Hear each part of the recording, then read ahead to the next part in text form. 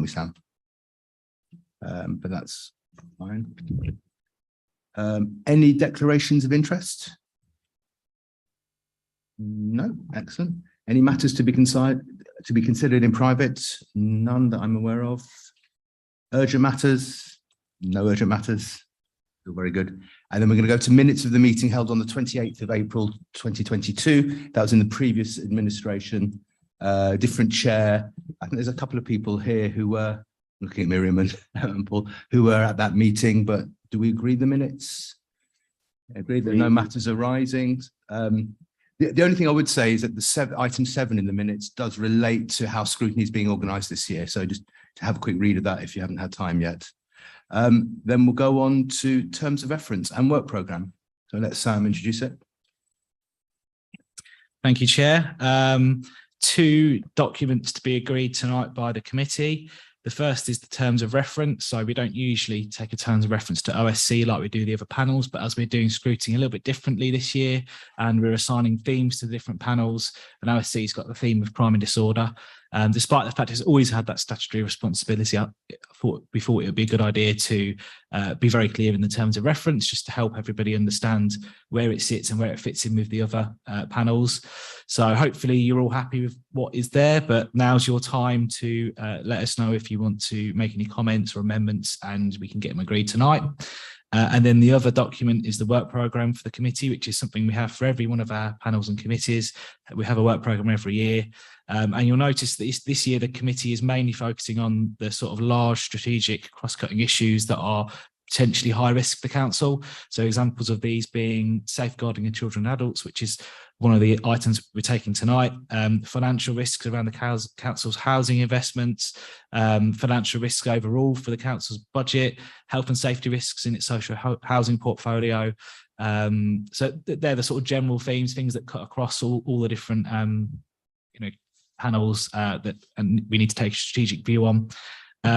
You'll notice there is one meeting in April we've got no items for at the moment, and most of the meetings have only 1 or 2 items, which is fine if we want to do those items in detail, but please let me know if there are, myself or the chair know if there are any particular items that you would like to, or themes that you'd like to pick up, either here or in the other panels, actually, because we can always have a discussion with other panel chairs and get issues raised for the other panels as well. But I think the work programme we've got tonight is good enough to get us going, and it is full enough to start the discussions for the rest of the year. But it's not set in stone. It's something we look at every time we meet. We look at it in between the meetings as well, with meetings with all the other chairs and officers as well. So don't think that if once it's agreed tonight it's set in stone. We can, things quite frequently move, so please just let us know if there's anything that you would like to add there, either at the meeting now if there's something that comes to mind, or afterwards by email or by phone, or if you bump into me somewhere in the council offices, which can happen these days. Now we're not all working from home. So they're the 2 documents tonight for the committee to discuss and agree. Chair, you happy for me to ask for comments from the committee? Anybody have any comments? Sorry. Councillor Crawford. Sorry, just to clarify, the crime and disorder thing is something that we've always taken at this committee, and the thematic stuff that you're referring to is more in relation to the other scrutiny panels, although you've outlined what the strategy is for this panel going forward, just so I'm clear about it. Yeah, that's correct. That's correct. The Overview and Scrutiny Committee always acted as the council's statutory crime and disorder committee, which scrutinised the Safer Eating Partnership. However, we've got this more strategic themed approach to scrutiny this year, where each of the bodies has a very specific theme to look at that was part of the winning manifesto campaign for the new administration. And the priority that was handed to OSC to look at was crime and disorder, because it already looked at crime and disorder. But I think the idea is we expand that a little bit more. We don't necessarily just look at the Safe Reading Partnership. We might look a little bit closer about what the police are doing in the community. It matches with a lot of the it fits well with a lot of the work we've done around equalities and community cohesion and things as well. So the idea is we expand that role a little bit more as to what we've done previously. And that links into, I wasn't going to bring it up with regards to the minutes because they were fine, and obviously I was attending virtually. But one of the last meetings of the previous panel was the crime and disorder meeting, and it feeds into the Race Equality Commission and all the issues that the Metropolitan Police have and that we tackled with the police on that evening. You know, I've spoken to the chair about this privately. You know, I think there's strong interest amongst Ealing's residents for a more thorough look at policing and community safety in regards to all of those issues, notwithstanding, you know, some of the horrible incidents that have happened, murders and stabbings and things within our borough relatively recently. Thank you. Yeah, I mean, I think just responding to that same point, I mean, Councillor Crawford's absolutely right, but there is the December scrutiny of policing in Ealing in there, so there is a specific recognition that we need to look at the police more than just purely in the single annual meeting. So, you know, I think, you know, that point is well made there. Yeah, I think the OSC always does this, but we've been on the follow-up of those meetings last year, and with the manifestos, we're looking at specific policies council-wide. So we will be bringing it up as often as we can. Just so everyone know, the work programme keeps going. It's not set in stone. As Sam said, any ideas, anything that's missing, just let me know and we'll see what we can do. So any other questions? No. So are we happy to agree the work programme? Happy to agree the terms of reference? Great, thank you very much. So we go on now to the main item of the agenda, which is the Ealing Safeguarding Children and Adults reports of 2020-2021, which I believe should have been looked at last year, but obviously elections and so on. So we're seeing it now. The report for 21-22 will be seen also during this municipal year in a few months' time. So we'll hear from Sheila a second time, I would imagine. There's two reports, one onto children's safeguarding, the other onto adults, as everyone knows. So I suggest to Sheila that maybe we start off with the children's report, have a discussion, ask questions, and then move on to adults. Does that make sense? Is Sheila there? Yeah, I am. Thank you, Chair. That's really helpful because I thought that was exactly how you might want to take it. And fortunately, that's how I've prepared. For those who don't know me, my name is Sheila Locke. I am the independent chair and scrutineer for both the Children and Adult Safeguarding Partnerships. I don't have an accountability to a specific agency, but my role is to provide assurance to governance routes through the council and also through health and other senior partners. So I'm very pleased to be able to talk with you tonight. And Chair, you're absolutely right. We are late reporting this and my apologies for doing so. I think a combination of factors, COVID, and not being able to get them into the work programme were factors, but we will certainly be bringing the 21-22 report in a much more timely way. So you will have the benefit of hearing from myself twice. I'm not going to read through all of the report, but I am going to just pull out some highlights and start with the children's. I think the first thing I would want to say is that I think we can't underestimate the impact of the pandemic on services for children and their families. And if you look at the report, you will see on page 2 that that is referenced quite clearly. We have seen quite a significant increase in the volume of work coming through children's services, but we've also seen quite a substantial increase in both the complexity of those cases and in the specificity of some of the referrals coming into the system. So it won't surprise you to know that we've seen an increase in cases of mental health and certainly an increase in relation to cases involving mental health. When I come back to you in the autumn, I'll probably be echoing the same themes because I think it would be foolish of us to assume that some of those issues have passed. Indeed, we are seeing those issues continuing to emerge through the system. The focus in our work is very much about partnership. and very interested to hear the preceding discussion about holding partners to account, because certainly on the children's side, holding our colleagues to account is a key part of the partnership role and responsibility. And you may well be hearing from us in due course about the way in which, as a safeguarding partnership, we are holding policing colleagues to account on a number of aspects of concern that young people have raised with us. You will see on page 3 of the report that we've listed some of the highlights of the last year. Despite the pandemic, services continued to be delivered, and in fact it's pleasing to report that in many areas of our business we are able to report general improvement in relation to previous years.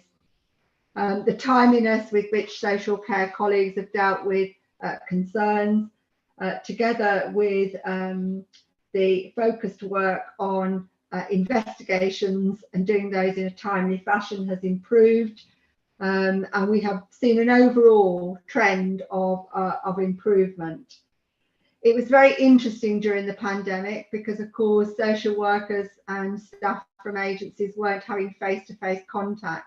So for many of our workers, being in the office provided some opportunities to actually do the admin that's necessary to actually create kind of the complete records for children. And I think that's something we want to really keep an eye on going forwards. In children's, we also did a bit of a deep dive exercise into elective home education. It won't surprise colleagues to hear that elective home education, we saw a spike during the pandemic. Many parents chose to continue educating their children at home after lockdowns, despite the fact that in Ealing, all of our schools for large portions of time remained open. You will see in the report that we have in 2021 changed the way we work with our frontline practitioners. If there is a benefit that's come out of the pandemic and a way of working around safeguarding, it's been that we've been able to have better connection with frontline staff, using forums like Zoom and Teams to engage in conversations about some quite difficult and wicked issues. So we've been able to make sure that the voice of the practitioner is very much live in the conversations that we're having with our senior leaders. And what we've seen is that actually we've been able to increase the level of support to those frontline practitioners, improve some of the tools that are available to them to do work. And we've also been able to challenge some stereotypes that people have. So you will see on page 9 of the report, you know, that we have done some work, particularly focusing on the role of men in family life and encouraging practitioners to make sure that the voice of fathers is always referenced. We have done a lot of work on our priorities despite the pandemic.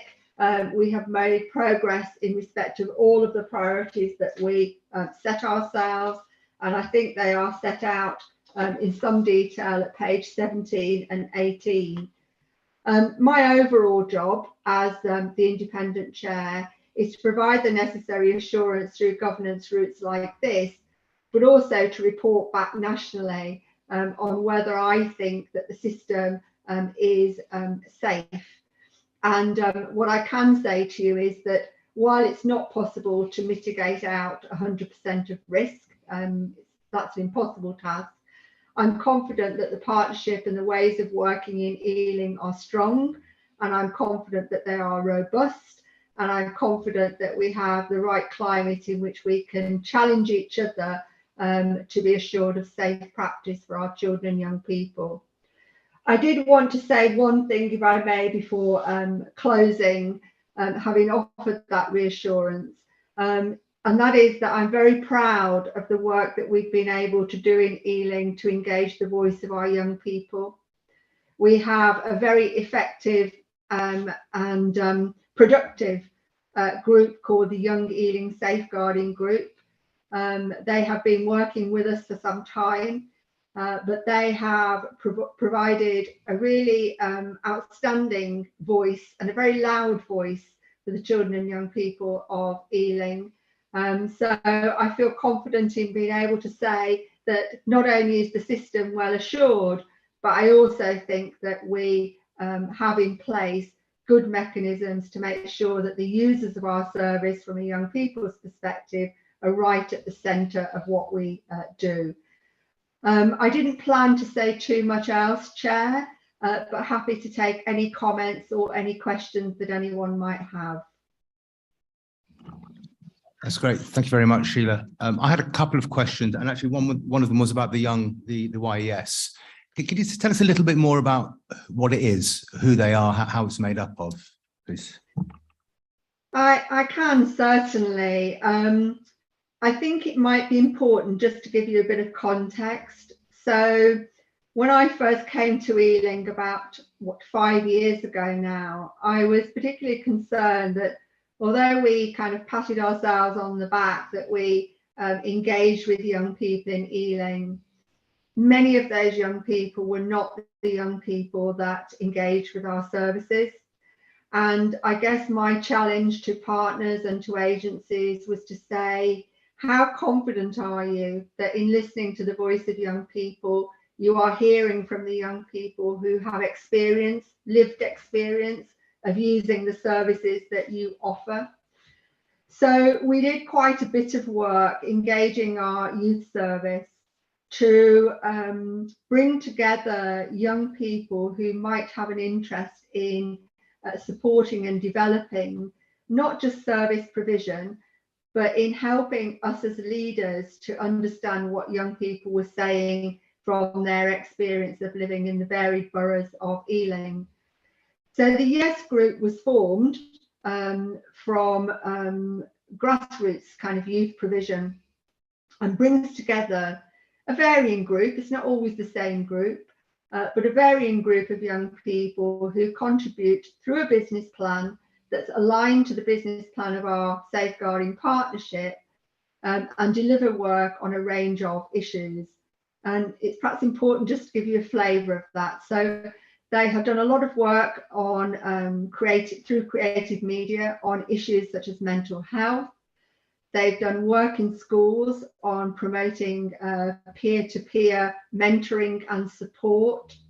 Some of the young people who come to that group and have disabilities have done work during the pandemic on vaccine hesitancy. They've done a lot of work on knife crime and gang-related activity. And the current piece of work that they are working with myself on is around stop and search and disproportionality in the stop and search data for Ealing. And those are the very kind of live challenges, I guess, that young people want us to pick up on their behalf. And I'm very proud of them as a group. We have supported them financially by directing resources to them, but we have also used programs like Kickstart, for example, to actually embed some employment opportunities for those young people and allow them some progression from just being a consultative body to being a body that actually leads, engages, and actually is equipped with the right resources to deliver. Sorry, Chair, a long-winded answer. That's great. Thank you, Ryan. I'm going to open up to any questions from members. Councillor Ball. Yeah, actually, I'd just like to pick up on that last point. It's very interesting that the young people are looking into stop and search disproportionality, because that's something that we'll be looking at in this December meeting that we've already mentioned. I just wondered, Chair, would it be possible to perhaps invite along one of the young people to, speak to us about the work they've done? I know it's always difficult to get young people because of issues about safeguarding things, but might that be a possibility to link in with our scrutiny work on the niche? I'd have thought so, and then maybe link up with the next reports. It might fit in well. I suppose, Chair, if I may, I would just perhaps urge us to think about the timing of that. I think to make it worth your while and to make it worth the young people's while, I guess, perhaps getting to a point where they've done a little bit more work would be useful. Maybe them coming when we've got the next report, which is the 21-22 report, where we should have been able to drive that conversation a little bit further and have some things that we want and are useful to discuss. But I think that's a fantastic idea, and I think our young people would welcome that. Thank you. Councillor Rice.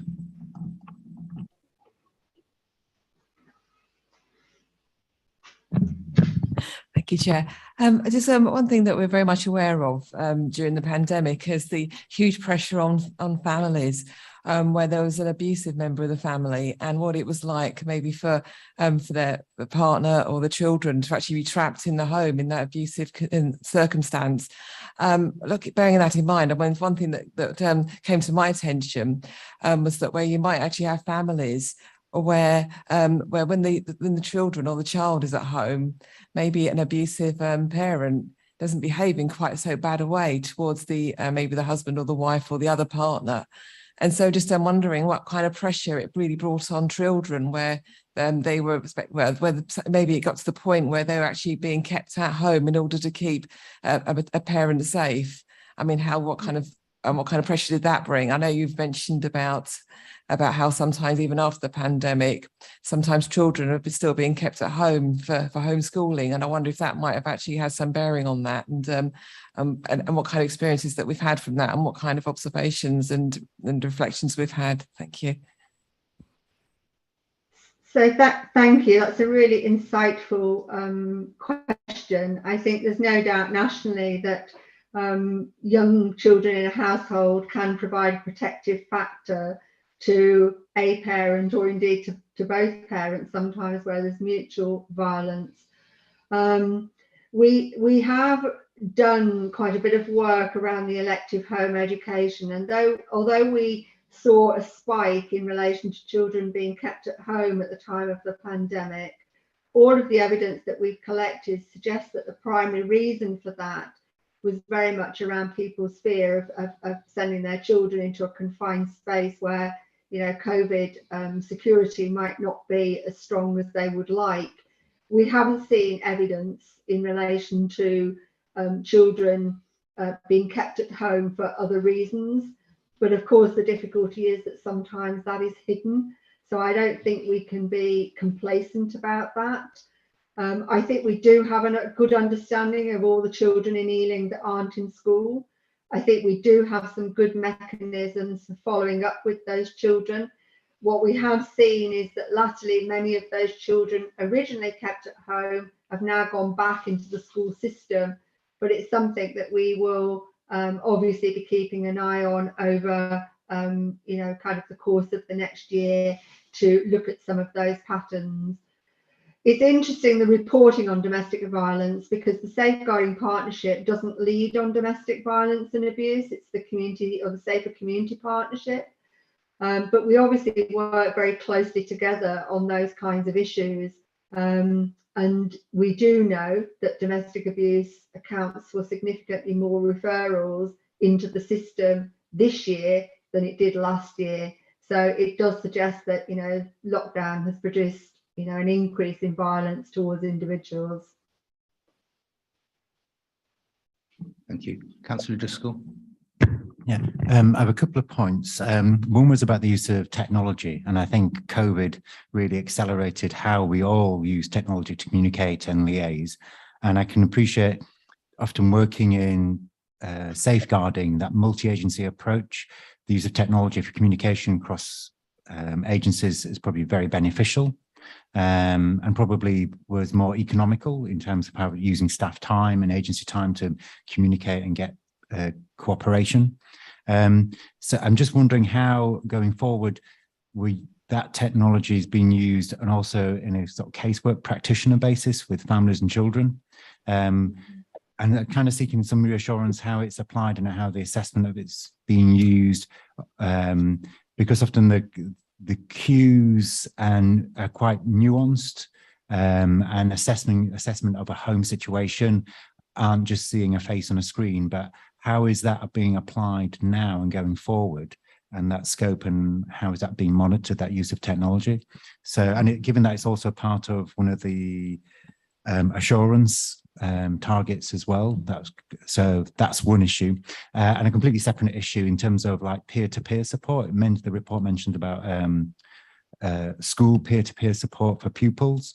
I mean, I've worked at a school where that was ongoing many years ago, and I'm just wondering how that, if proved successful in the pilot that was mentioned in the report, that area there, how could that be rolled out across to other schools, and other schools to be encouraged to participate, and how that can be supported as well, so it's not and it's a considerable drain on staff's time and resources in schools, so we can have it as a positive engagement there. Just a couple of options there. Thank you. Yes, thank you. I mean, I think in response to the first question, I think what we have learned from the pandemic is you can't have a blanket approach and say, okay, we used technology during the pandemic and therefore we're just going to use it for everything now. You know, you have to evaluate the circumstances and make a decision on whether it's appropriate to use technology. I think for the wider partnership, in some of the business meetings that we have, it's proved really beneficial. It's encouraged greater engagement. It's cut down on travel time. It's encouraged members to attend, perhaps because they don't have to travel across London when they serve more than one local authority area. So for the partnership, it's worked well. However, I'm going to be very honest and say I've had a sobering experience recently where I tried to run a meeting virtually and it didn't go well. And it didn't go well for exactly the reasons that you're highlighting. You know, I'm looking at all of you now and I can see the backs of your heads. In the session I did where I kind of had some real limitations, I couldn't read the room. I couldn't read what was really going on, you know, where the smiles were, where the kind of looking down at the paperwork was. And I feel as the chair, I lost something in translation in that meeting. So for me, I think there is something about assessing much more adequately the circumstances and making a judgment about whether it's technology, hybrid or face-to-face. And as a partnership, we've concluded that we're going to use all three of those techniques going forward. And I think that's right. I think the second bit of that is how do we use technology with families? And one of the anxieties that I have is that, you know, we have a huge technology divide. We have many families who don't have access to technology. And therefore, I think there are dangers in making assumptions that you can adapt a way of working and spread it across the system, because actually for many families, not only do they not have the technical resources, but actually they haven't had the experiences in using technology that you know, some of us have probably been fortunate to have. So I'm certainly encouraging agencies who are talking about using technology with families to make sure that there's an underpinning assessment, that there's an underpinning dialogue with that family about how best to communicate and support them, and to really think about that in their planning for use of technology going forward. With young people, it's often a very different picture. Young people are much more familiar with using their mobile phones for all sorts of things. And so I think we are finding that when we are talking to young people directly, they value the opportunity to communicate via their mobile phones. And so I think we will see an increase in that style of working going forward. But individual assessment is really critical. On the peer-to-peer work, as a partnership, we had an absolutely fantastic presentation from one of our secondary schools, where a group of young people and the teaching staff presented to us in relation to the peer-to-peer work that they were doing. And the feedback that we got from them, staff and young people, was that that work gave some hope, really, that style of working could really influence outcomes for young people. It was particularly being targeted at young people with behavioural issues, quite serious behavioural issues, that were spilling out from school into home and the community. And that peer-to-peer work was quite inventive and imaginative in terms of engaging older pupils with younger pupils and actually talking about some of those behavioural aspects. We are due as a partnership to have a full report on the evaluation of that pilot in the autumn, and it would be our intention, once we've got that evaluation, to think about how we can engage with head teachers who are involved in our partnership to talk about how we might roll that out from perhaps next year with a larger number of our schools. I think the best selling point for that work is not to listen to people like me, it's to listen to the young people. You know, some of those young people said having a mentor in school, having a peer in school that understood what I was going through has been the most significant thing in changing my behaviour. And my mum says I'm a different person than I was 6 months ago. That's the best selling point, I think. So, you know, we will be thinking about how we can roll that out, because we need to learn from good practice and we need to spread it as much as we possibly can.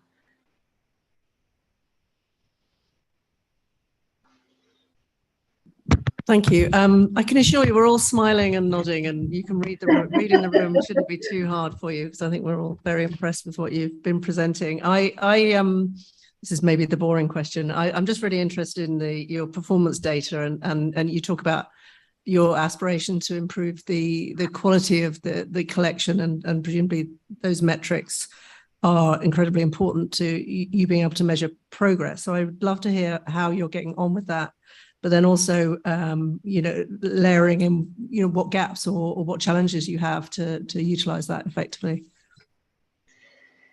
Yeah, so as a partnership, and I'll say the same thing when we come to the adults, we have a performance group that looks regularly on a quarterly basis at performance data.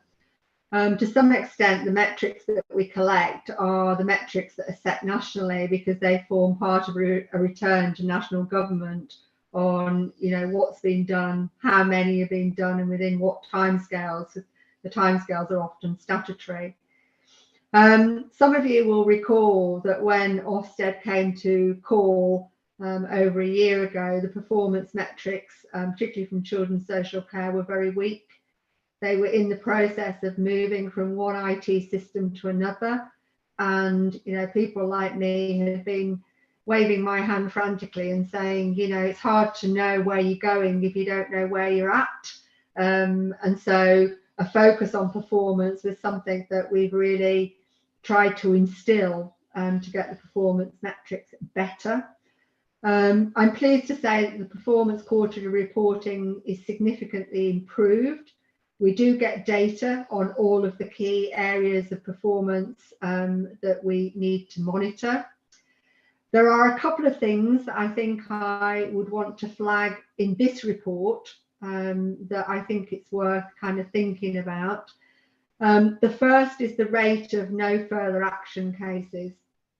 You know, having social care, for example, intervene in your family life is a big thing.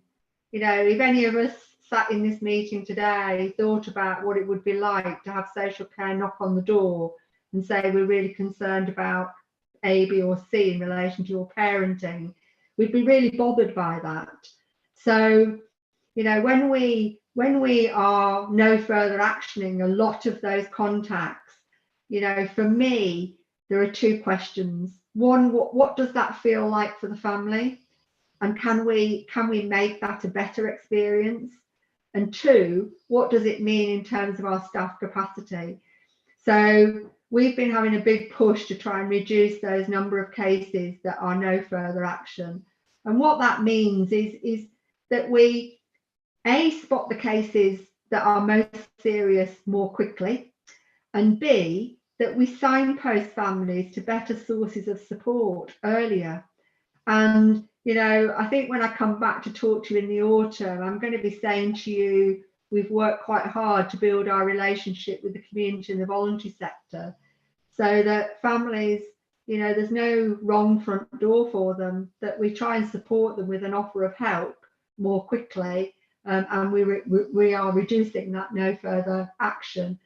And the last thing I want to say is the numbers only tell you part of a picture. You have to look at what the quality looks like as well. because, you know, on any one of these indicators, your performance could be 100%. But actually, if 80% of those are not good interventions with children and their families, then actually, where is the merit in achieving 100%? So, you know, part of the work that we're doing and you know, have been pushing is to see performance in the round, to think about the numbers, but also to think about the quality. And that's why some of the interaction with practitioners that I referred to earlier has been so important, because traditionally they're not part of the performance conversation, but they can give you tremendous insight into understanding what quality looks like and, you know, what the interaction with families look like. And so that's an example, I think, of the work that we're trying to push as a partnership, to see performance not just as number crunching, but also about the quality of the interaction with families. Thank you. Councillor Tai. Great, thank you, Chair, and thank you, Sheila. It's really, really helpful to hear the oversight on it all. I suppose you mentioned at the start about the responsibility we have to be a voice for young people, and I was really pleased when you went on to say how important it is to consult. And you mentioned the YES group. First, I just want to know the acronym, what it stood for. I've figured Young and Ealing, and just want to know, could we Google it and look it up? I'm really of a really firm view that, you know, the best people that can tell us what matters to young people are young people. So I just think it sounds really valuable, and just wanted to hear a bit more about some of the themes that kind of emerged when you asked that question. Thanks very much. That's great, and my apologies. I should know better than using acronyms, so I'm really sorry about that, Chair. It's Young Ealing Safeguarding Group, and they came up with that name. They liked the affirmation of yes, you know, they want to say yes and they want to be positive about involvement. So it's entirely their creation. I think when we talk to young people, the themes, you know, are they have a lot in common with the things that trouble, you know, us as professionals. And it won't surprise you, you know, I've mentioned a couple of them already. You know, the themes like mental health and emotional well-being, the themes such as the relationship with the police. You know, there is a lot of work to be done there in terms of trust and respect. You know, they are concerned about preventative work and signposting young people to better ways of life. And, you know, they are concerned about issues to do with what healthy relationships look like. If you look on the website of the youth service and the YES group, you will see access to some really fantastic creative materials that they've done. They've done some amazing films looking at some of these issues in more depth.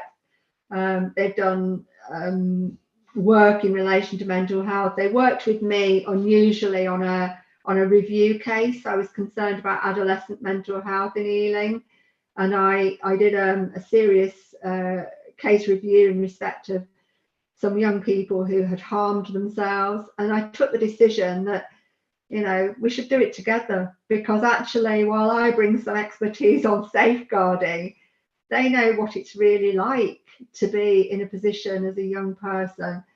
And it was an interesting piece of work, and when I wrote it up, which I did, and submitted it nationally, it was with some trepidation, because I think it was the first piece of work like that, of that kind, that had been co-produced with young people. And the national panel came back and commended the piece of work. So it's an example of, you know, we're not just saying to young people, tell us about the things that bother you. We're definitely saying to young people, and help us lead the way in which we might change services to respond to that. But if you haven't looked at some of their material, please do. They've done a great film called Bando, which is their latest production, which is about gang-related activity and about, you know, how young people get sucked into that. And, you know, it links to the relationship with the police. But you know, it's an example of really some cutting edge stuff really that they're doing. Thank you. We've got a couple of people online. So Councillor Kumar. Thank you, Chair. Well, I had two questions and one's already been answered, but my second question was on actually the safeguarding performance. I know that you have robust arrangements to monitor, and I'm someone who's always been keen on monitoring as well. So it's really good to see that. And when you say you have sufficient flexibility built into the system to monitor issues more quickly, I'd be quite keen to know what exactly that is. And also, I know you said something about the challenges, but what happens, or how are you placed on issues where people try to come forward and then just give up, and just because either the police hasn't helped or they haven't had they haven't had any assistance on what they're trying to get across. And I've come across at least two cases during COVID that, you know, they were just so desperate, but, you know, I did what I could to help. But I think that is an area which probably needs to be looked at as well. And you know, just sort of, is that a challenge that is being faced by you as well? And is it just being left, or especially on domestic abuse, because that was you know, very high during the COVID period, and as you say, it's coming forward more now than before. And I'm surprised to see that the police have, you know, the percentage of the police, the reduction is what, 0.3. They're from their input and fairly stable. I'm not so sure about that from what I've heard, but you know, you've got it there, so you know, I've got to accept it as that. But I'd actually like to know about those two things, because those are things that are actually coming out from people within the community. Thank you. Thank you, Councillor Kumar. So the first one about spotting issues early in relation to performance, as I have already said, we have a quarterly performance report that comes through. It's a narrative about what we're doing, how much of what we're doing, you know, and kind of what the trend is. But you're absolutely right. What do we do with it if we see something that's out of the ordinary? How do we look at that?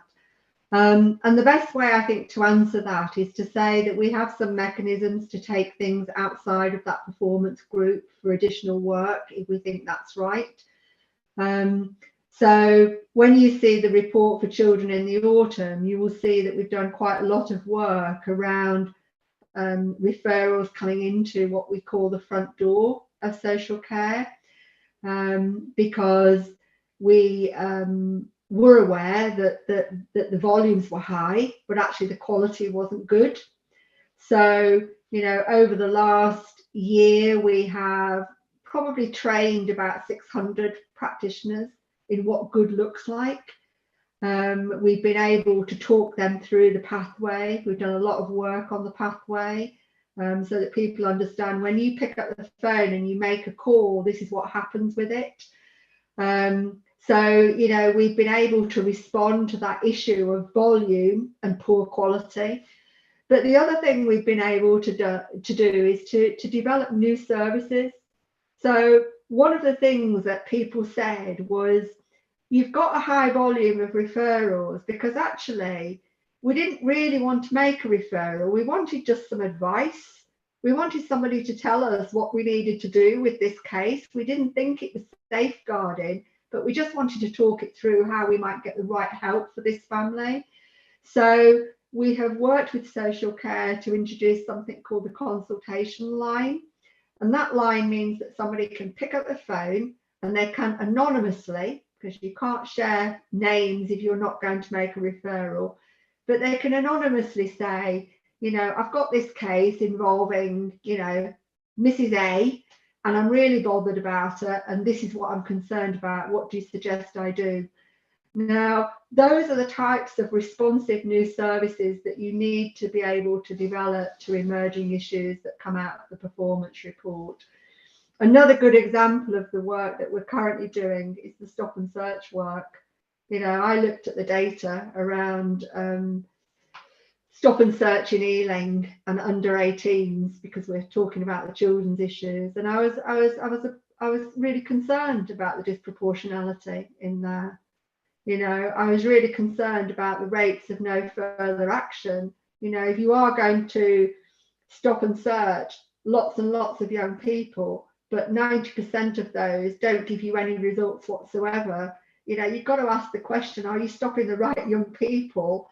And what's the purpose? So those are things that we're able to pick up and respond to in a kind of proactive way based on what the data is telling us. The second question that you raised about how do we raise awareness, particularly around domestic abuse, for example, might be a question best, you know, picked up under the adult report. But probably just to say, we do work very closely with Safer Ealing. We do work on targeted campaign work around things like domestic abuse. So, for example, we did a lot of work, you know, around the Euros, around raising awareness, you know, the link between probably kind of football and excessive alcohol consumption and domestic abuse. So we did a lot of campaign work around that.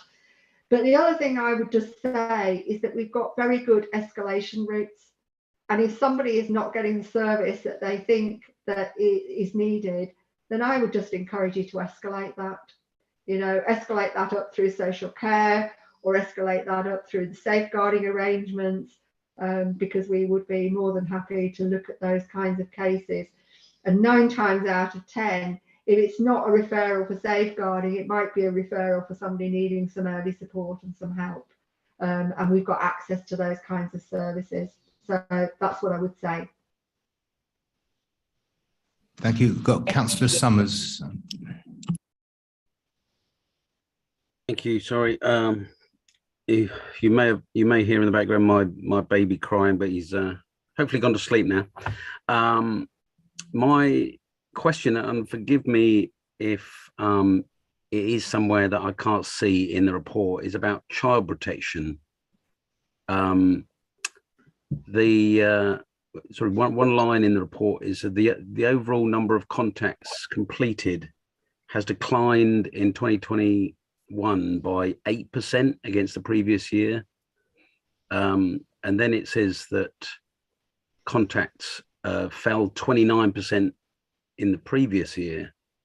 I'm very worried. You know, I'm just worried about whether we are missing lots of people. And I also wondered if you could comment on the national review by Annie Hudson, the chair of the Child Safeguarding Practice Review Panel, you know, regarding, which was made in the wake of the Arthur Labinjo Hughes and Star Hobson case.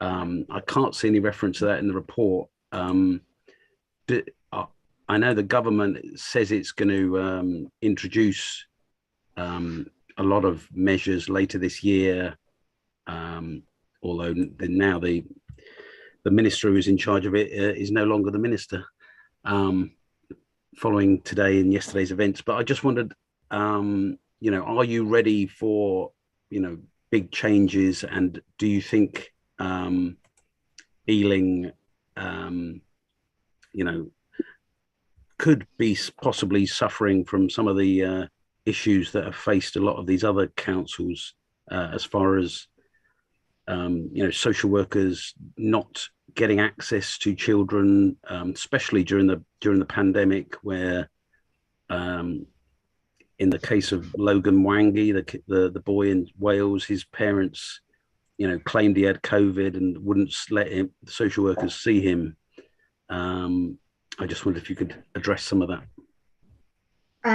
Absolutely, Councillor. So I was happy to do that. I mean, I think the first thing to say is the reason that we don't talk about child protection anymore is because the national language has changed. We talk about child safeguarding. That's why it's called, you know, the Safeguarding Partnership these days. I've been around long enough to be able to be a a bit more cynical about that. You know, it doesn't matter what you call it, you've got to get it right. That would be my kind of observation on that.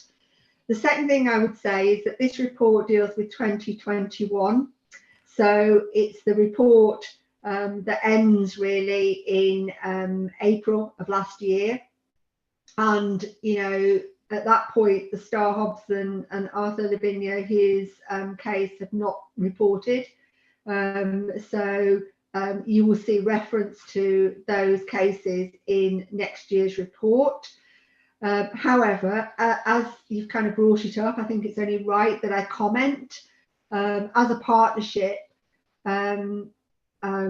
we took very seriously both of those deaths. You know, it's really important that we see ourselves as a learning partnership and a learning system. I had a bit of involvement, I have to say, in the case of Arthur, because I provided some expert advice to the panel and to the local authority where it occurred at the time. So I had a bit of insight into what was going on in that area at the time of that tragedy happening. So I think as a partnership, we were very early in picking up some of the themes emerging from that report, even before the report was written.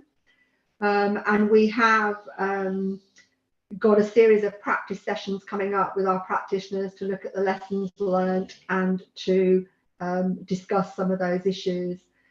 I do want to say, though, that I think it's important to recognise that no system, however effective it is, can mitigate out 100% of risk.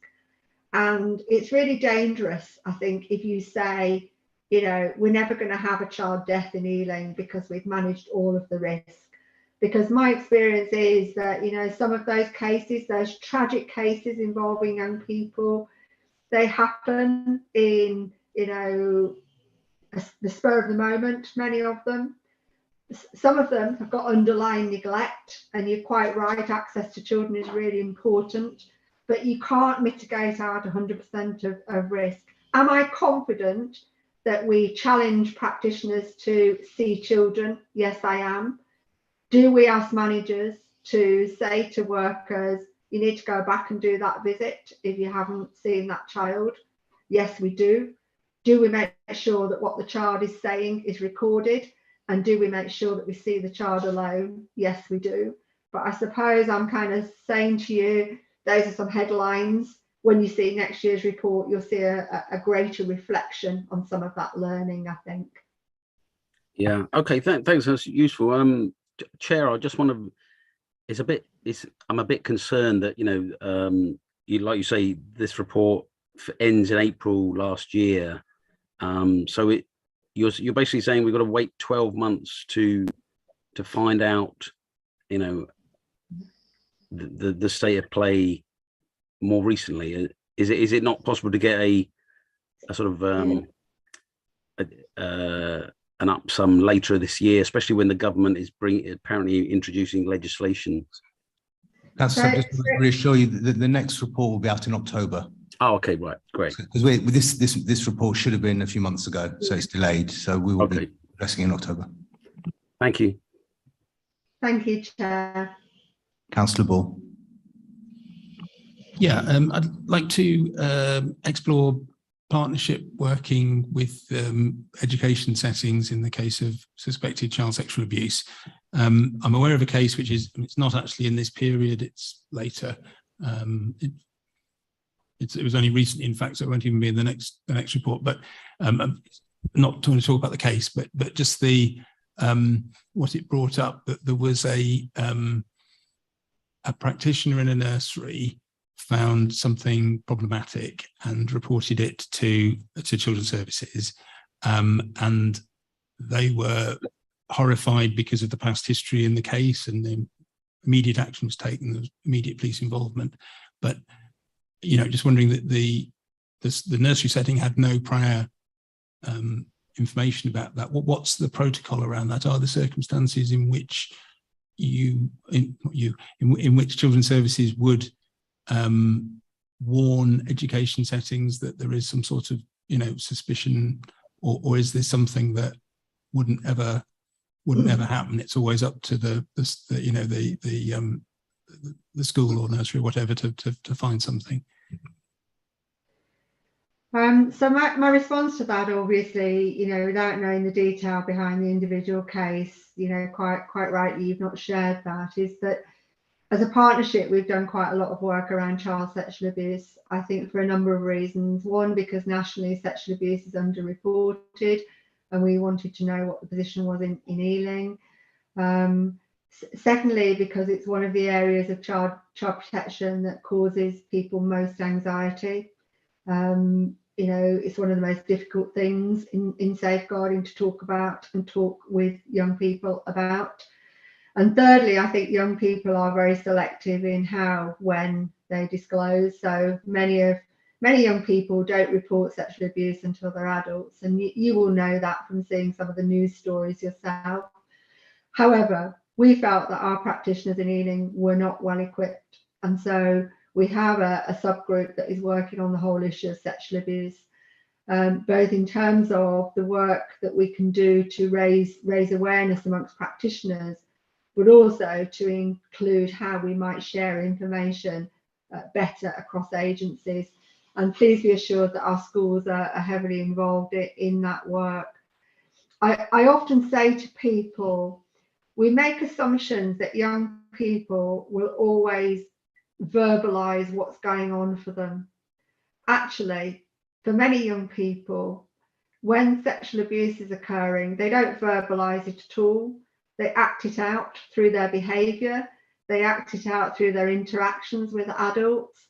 They may kind of do things that people interpret as being behavioral issues. And I think as practitioners, we've got to get much smarter.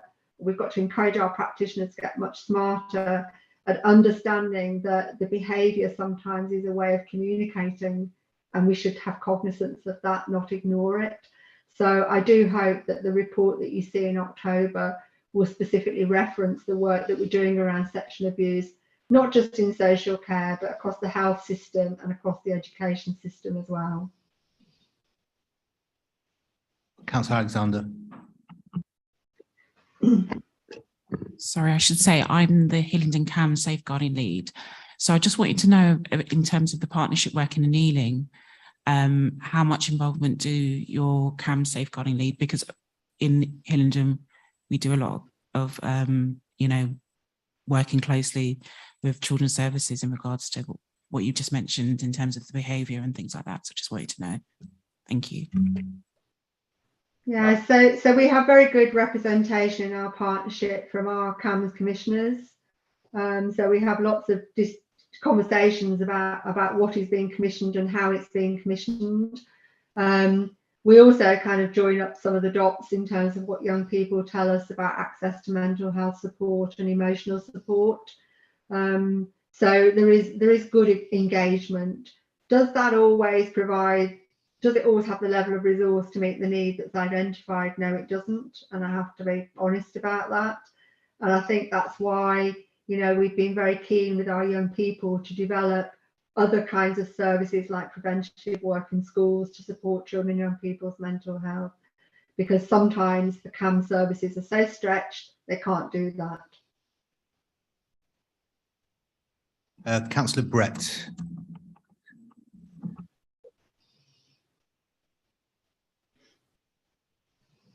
Hi, thank you. It was actually just, obviously there was a lot of really important issues that have been raised in this report. I just wanted to kind of go back to the stop and search thing that was raised, because when we had the last scrutiny meeting, we did do scrutiny of with the police, and we had, I can't remember his name, but he was the kind of the top honcho guy there. And even though he was questioned about what were the kind of the data and the hard facts, it did come across a little bit as defensive, and that they weren't actually truly reflective of the situation. But obviously in your report, it clearly states that young people definitely feel the opposite, and their experience is definitely the opposite. So I think when you were talking about improving those relationships, is more of a comment than a question really, is kind of looking at how we can do that, because there's clearly a slight disconnect between what the police were saying in that meeting and what is quite clearly stated in this report, and also, to be fair, backed up by data as well. So yeah, it's just kind of to get an understanding of that kind of relationship and how maybe that dialogue can be improved a bit more. Yeah, so at the moment I've got and it'll come out again in the next report, apologies, but I've got a small working group that consists of key partners plus the police. I have to say, trying to get an evidential handle on what the evidence says about stop and search and Ealing has been very difficult. I think I've had 3 meetings and I've had 3 different versions of the performance data from the police, which is something that I'm challenging. But what I do know is this: I do know that young black males in particular are overrepresented in the data. I do know that some young people are subject to repeat stop and search, and I do know that I have not yet seen an action plan from the police in response to the IOPC's report into stop and search in April, and I think that I'd like to see that report. When I talk to young people are fed up of talking. They want action, and you know, I think I have a good relationship with young people. I managed to get them to come along to the meeting with the police, although they were reluctant to say anything. But my take is that we need an awful lot of shift in relation to trust and respect. And I think, you know, my comment to the police was, you know, putting on your jeans and going down to the youth centre is not going to cut it here. You have got a lot of work to do, and that work is best kind of trying to think of the word I want to use, but the only way to demonstrate to young people is by producing a set of actions and delivering on them. And when you haven't got a response to I'm sorry, I'm sounding really negative. When you haven't got a written response to the IOPC report, you know, you can't help but think, well, that should be your starting point, really, because those 18 recommendations in that report, you know, raise some really serious concerns about operational policing that should be different. So I'm not going to give up on it, because I feel I owe that to the young people who asked me specifically back in February of this year to engage in that challenge with policing colleagues, and that's my job. And so, you know, I am concerned about it, but you're absolutely right, Councillor Brett. You know, it's going to take a lot of work to rebuild some of those relationships of trust and respect. And, you know, putting on your jeans and going down to the youth centre is not going to cut it in terms of building those relationships. They want to see action. Yeah, I'd agree. And also I thought that the response in that particular meeting was a little bit disappointing, because it did feel a bit defensive, rather than acknowledgement that there were clearly, the data shows that there is an issue and it's disproportionate stop and search.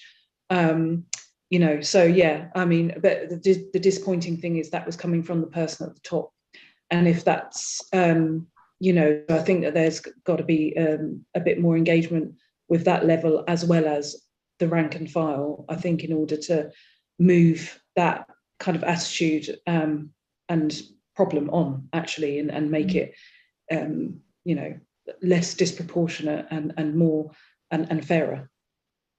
Yeah. Thank you. Councillor Crawford. Yeah, thank you. Just on this very specific point, following up from Councillor Brett's question and Sheila's answer, I wonder, Chair, there's a role for this committee in respect of how we question the police and how we move things forward. We've heard from Sheila in respect of the contributions of the young people from February, and her passion and determination to see that through. We've had a racial equality commission within Ealing that took evidence on policing, amongst other matters. We have one of the panelists on this panel. I sat and led some of that questioning in the Overview and Scrutiny Committee last time. Since we had some very unsatisfactory answers, the Metropolitan Police has been placed into special measures. Most of colleagues on this committee are aware of cases within their wards of questionable policing conduct. It comes up at all of our surgeries, to all of our residents groups, in our interactions, not just with young people, but with residents of all ages, of all creeds, of all colours. And I would just finish. I recognise that there are very good police officers. That's true as well, who work very hard and have worked in our safer neighbourhood teams for many years. And I know, you know, Councillor Ball and I have sat on this panel pretty much continuously since I started on the council, you know, 12 years ago, and we've gone through the crime and disorder panel, and we've worked in our safer neighbourhoods teams and on the safer partnership, safer Ealing partnership as well. But there was some frustration from Councillor Raza and colleagues about the answers they were getting, I think, from the police, not to go too much into the details of those conversations. But I feel like if we are taking a role, as you both indicated, yourself, Chair, and Mr. Bailey, in respect of the purview of this panel and the thematic approach, then I do think there possibly is a role for the Overview and Scrutiny Committee. We have some outstanding information that we are still waiting for from the police in respect of that meeting, not in April, but I believe it was in March, before the election. The police have not delivered on not just the IOPC report that Sheila refers to, but also the reorganisation of their ward teams. I know they can't because they're still waiting to appoint a commissioner, but all the while residents are waiting to see what the police is going to deliver. And I think there is a role, given the work we are doing in trying to convince our residents we are serious about racial equality and about justice and about access to fair policing, for us to get on the front foot and say to the police, you know, come and speak to us, and you'll get a fair hearing. I know you will ensure that, Councillor Gordon. But you know, there's an opportunity here with the fact that the policing matter is going to be on the agenda, and Sheila is coming back to deliver another report, and Sheila has made commitments to young people. That if we get all our agencies around the table, we can make an ask and deliver some change, which is what we're meant to be adding value from for scrutiny. Sorry, it turned into a bit of a rant. Councillor Alexander. I get your point, Councillor Crawford, but I slightly worry about when we do that to the police, because in terms of, yeah, police do get defensive, and I worry about that because that's not in terms of change. That is not the right way to get it. I think it might be more helpful maybe to do a workshop potentially with the police, as opposed to scrutiny where you know, it's live and, you know, and people can get it on YouTube. I think in their defense that yeah, they would automatically be defensive. And for me, being a Black woman who knows a lot of Black men who have been involved in that, and I really want that to change. I need the police to feel comfortable and to be able to be open and have that open conversation and dialogue. So I would love it to be perhaps a workshop. Thanks. And thanks. We'll move that to the side. We'll just finish off with the safeguarding report, but all good comments. Any other questions relating to the children's report? All questions? No, I think everyone's had a good go. Sheila, second part, then go for the adults on, please. Okay, so I'll try and be brief, Chair. So as we said on the children's, what you've got is a report that actually is historic now in many ways. It takes us up until April of last year. You know, I think adults more than any other area has really seen the impact of the COVID pandemic, and I think that's illustrated in the report. I think the pressures have been not just in relation to care homes, which has been widely reported upon nationally, but also in terms of, you know, the staffing arrangements and the capacity issues for those particularly delivering direct care for those in the community. And that has been really, really challenging, and we've certainly seen the impact of that in terms of the quality of services that have been delivered. So just to illustrate that, really, you know, you can, in children's safeguarding, you can in many areas deliver services and keep in contact with families and children remotely. If you are delivering direct personal care for an individual who is in need of care and support, you have to develop ways in which you can go into their home and do that safely. And, you know, we definitely saw the impact of COVID in relation to that in terms of the quality of care, but also the consistency of care because of some of the issues and challenges of staff going off sick. Having said all of that, we have tried really, really hard to focus on the priorities that we set ourselves in the preceding year. And it is good that we've been able to make progress in respect of all of those priorities. So just in the way that I did in the children's report, on page 5 of this report, you will see some of the areas in which we've undertaken and achieved progress in terms of the things that we set for ourselves. On page 7 of the report, you will see some of the performance data as it comes in.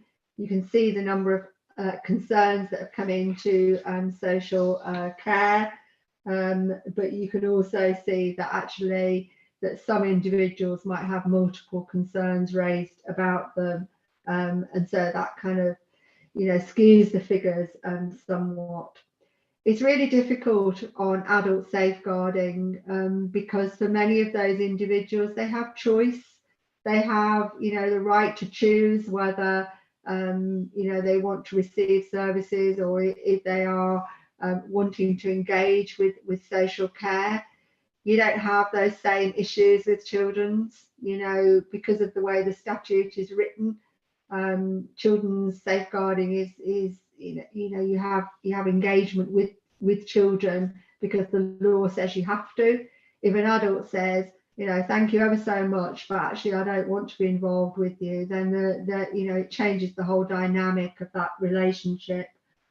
But just like we do for children, we have a regular performance meeting every quarter, and I have to say that during the last 2 years, the quality of the performance information has improved greatly. And when you see the October report, you will see that it has continued to improve, both in terms of reporting in numbers, but also giving some insight in relation to quality. I have really tried to push the partnership over the last year to think about outcomes, to think about, you know, so what? You're involved with an adult or someone who has got needs for care and support, but actually what do they want? What do they want to happen? And that is at the essence of the legislation for adults, social care and safeguarding. You know, it's that whole notion of safeguarding being personal and people being able to have some choice about what it is that they want to see. And sometimes their choices might not be choices that we want, you know. So, you know, you might have a case, for example, where someone reports that they think there is an instance of neglect, perhaps from a carer, a family member, but actually when social care and sometimes the police go to visit, that the family, the individual, even when spoken to alone, doesn't want to actually have that kind of level of engagement. So it is quite difficult and challenging. But you'll see from the data that 77% of the referrals that came into the system, the user at the end of that either had their outcomes achieved fully or at least partially in terms of you know, getting what they wanted out of the process. It won't surprise you that during this year, neglect and omissions of care were the highest category of abuse. and it won't surprise you probably that the vast majority of that was in the home of the individual concerned. And just as I said in relation to the children's report, the data in itself just tells you the numbers. So we've been trying very hard to get a better sense of what the quality looks like underneath those numbers. So there are some things that it might just be important just to say that we've tried to do over the course of the last year. We've tried very much to work with the London Fire Brigade to look at houses of multiple occupancy and issues like hoarding, for example, where you've got multiple layers of safeguarding. So you've got issues for the individual who might be hoarding, but of course there's a wider public risk for others who might live in that house of multiple occupancy. So we've done quite a lot of work around that. We've also done work or looked at work around sheltered housing because of some of the issues that we faced in the pandemic, and I'll come to that in a minute. And I think the benefit of having somebody like myself who chairs both safeguarding arrangements is we've been able to do some work specifically on issues around transition, like mental health, for example, because we know that for some young people, they get to 18 and then they fall off a cliff in terms of service provision. So we've still got some ongoing work looking at that as an area of our practice. In the report, you will see that during this year, we had 3 serious cases that we wanted to look at and take learning from. They're articulated on page 11 and 12 of this report. The first involved some people who were found deceased behind the door of their accommodation, their flat, separately, but 3 cases that came in quite close together. And we were concerned about how in this day and age can someone die and be undetected for months. You know, what does that say to us about, you know, sheltered housing, about the services that they're offered, and what does it say about the impact of loneliness on some of our older, more vulnerable residents? We've done some work around perinatal mental health. I think sometimes, you know, the impact for some women of having a mental health episode after a birth, it's not always worked well. So, you know, the focus is often on the needs of the child or the baby, and perhaps sometimes the needs of the mother actually get lost, or the opposite, actually, the needs of the mother are focused on and people forget about the emotional well-being of the baby. So we've done some work to try and encourage people to think family, think whole family, think about assessment and how we consider holistic assessment, but also how we consider, you know, what other members of the family have got to say about what's going on for that individual. And the last case is a case where we've done some learning in relation to someone who had very complex needs and multiple vulnerabilities. And I think that case really illustrated that when you've got adults who've got those complex needs and a range of agencies involved, it's really important that we talk to each other and we manage the dialogue and the information exchange in doing that. I realised when I printed off my copy of the report from the papers for yourselves tonight, that my report is actually corrupted from page 13 onwards, and the priorities aren't clear. So I just wanted to offer some reassurance, really, that via Sam, I will make sure, if that's the experience of others, that the report is corrupted, that I will make sure that you get an accurate copy of the report for 2021. So I didn't really want to say too much else, Chair, but obviously, as we said on the children's report, we've done a lot of work to engage practitioners in adult social care, as well as practitioners in all agencies working with adults over the last year. That's been really good to get their learning and reflection themes about how we might change practice.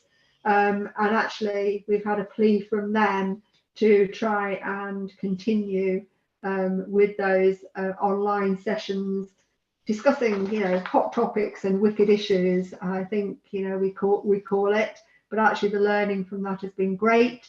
And actually, we've had a lot of involvement from other boroughs who've said, can we join some of your practice events because they're really good. So, I think it's a reflection really on the fact that we've done quite a lot over the last year. I'll pause there if it's okay, Chair, and happy to take any questions. Okay, thank you, Sheila. Any questions, Councillor Rice? Thank you, Chair.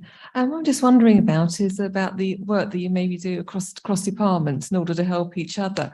I mean, where I'm coming from here is that I've been involved in some cases now that have involved safeguarding of adults, and one of the cases actually seemed to spring up from something I was looking into in terms of house repairs. So I'm just wondering, in terms of if there's someone who was going into, or someone from the council was going in to look at a house regarding repairs, what kind of things they might observe, what kind of things they might report back, and how you work together.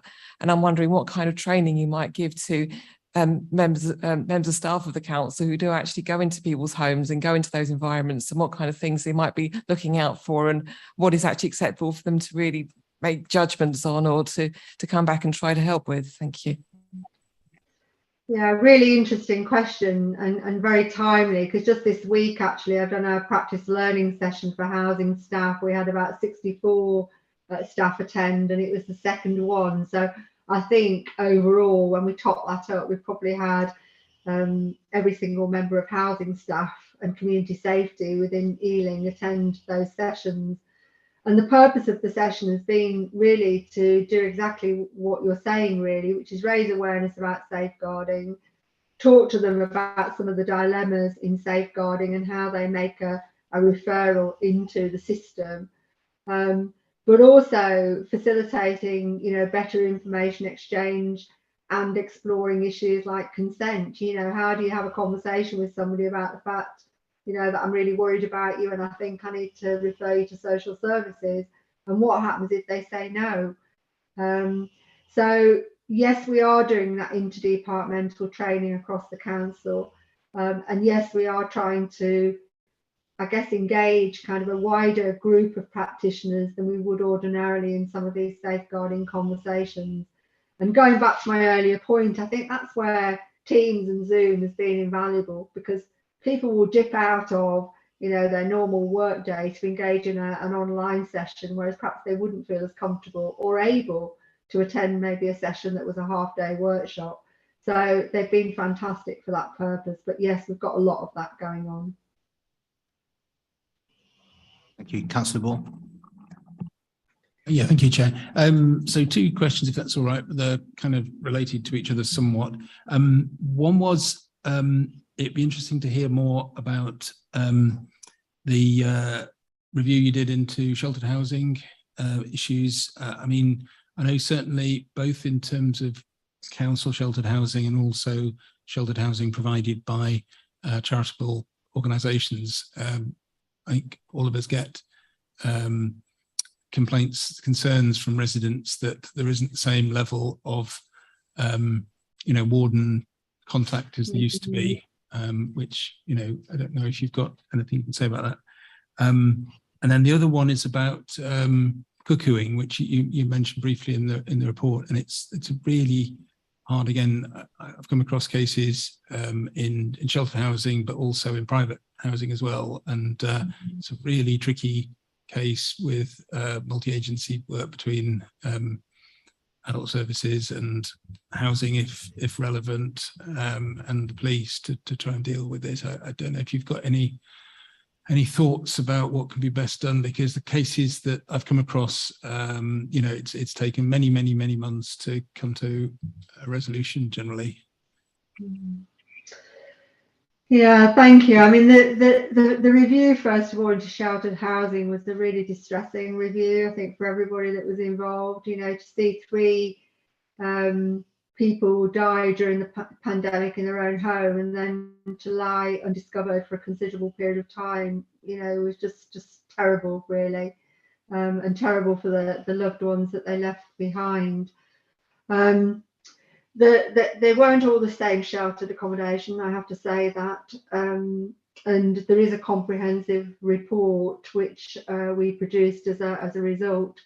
There is actually a short learning summary from that review, which is on a side of A4. So if you're comfortable, Chair, I will send that to Sam so that it can be shared amongst councillors, because I think it would just be useful to give you some overview and insight, really.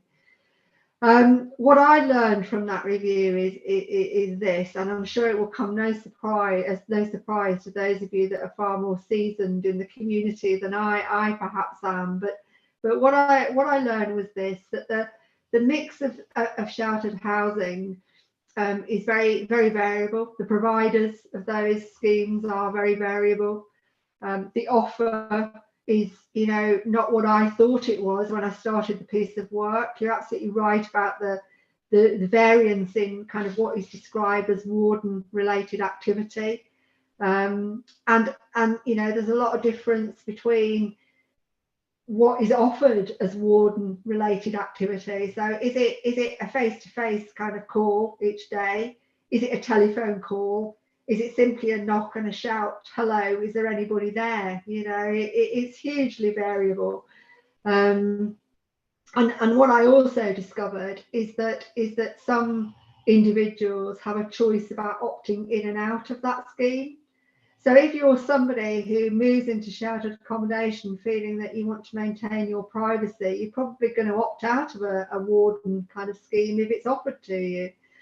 So it's complex and it's very variable. But the other thing we found out from this report was actually, for many people, many residents in Ealing, going into sheltered accommodation is all that's available to them, because the market is so tight for other kinds of accommodation that actually they snap that choice of sheltered accommodation up.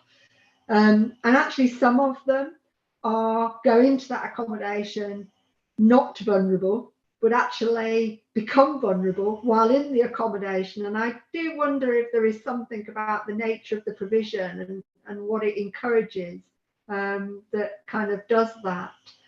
But the learning that we took from this review was very much about the fact that there was variability from different providers. So we tried to do some work with providers about trying to level that, really, so that there is a consistency. We found that what is a warden service needs to be clearly articulated and explained at the point of entry for somebody, and that it needs to be regularly checked, because actually people might enter the accommodation feeling they don't want it, but their needs and support needs particularly might change during the duration of their tenancy.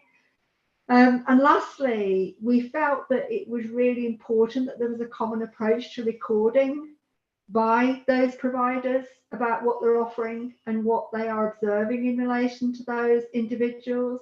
And clearly that was missing.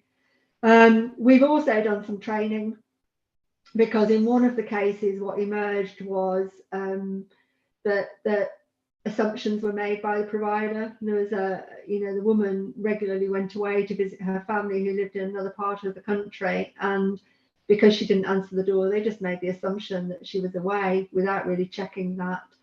So we've tried to do some training to raise awareness of some of those issues. But it's a complex and very varied kind of sector, really. And I think, as somebody who is old enough to know what sheltered housing looked like 20, 30 years ago, it's not like that anymore. And I think some of the assumptions we make, are very different in terms of what's on offer these days. And then the second question was about cuckooing. You're absolutely right. It's very complex, very challenging area. It often, signifies, the people that are targeted are people that are identifiable as being vulnerable and perhaps often with learning difficulties and some measure of kind of learning disability. We've been doing some pilot activity community safety have been doing some pilot activity, looking at that whole issue of raising awareness about cuckooing generally across the borough. Because I guess if, I often say this about safeguarding, if professionals are if somebody who is a perpetrator of a crime is able to spot the individuals who are most at risk of that crime, then why aren't we as professionals using the same tools to identify those people? And, why aren't we kind of really thinking about how we can work with those individuals to employ better preventative measures and put those measures in place? Because they are complex and they are difficult, and often they're difficult because the individual has been lulled into a sense of thinking that that person is their friend, and that kind of is doing them a favour by living there and doing what they do. So, multi-agency working, raising awareness, trying some pilot activity and trying to focus on some preventative work is what we're doing between the Safeguarding Partnership and Safe Communities.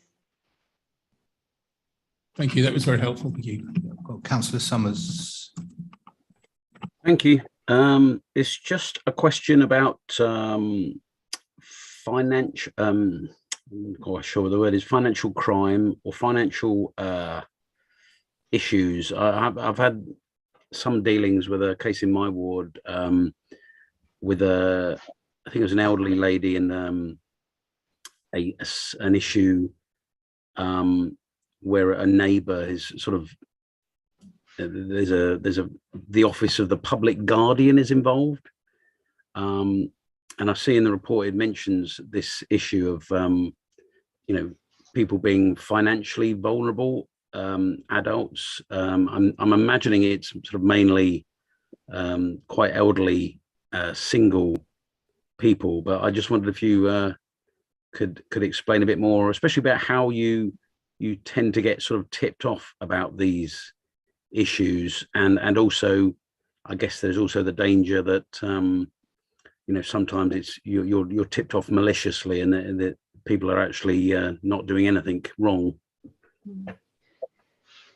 Okay, so as you'll see, financial abuse is one of the priorities that we set ourselves as a board.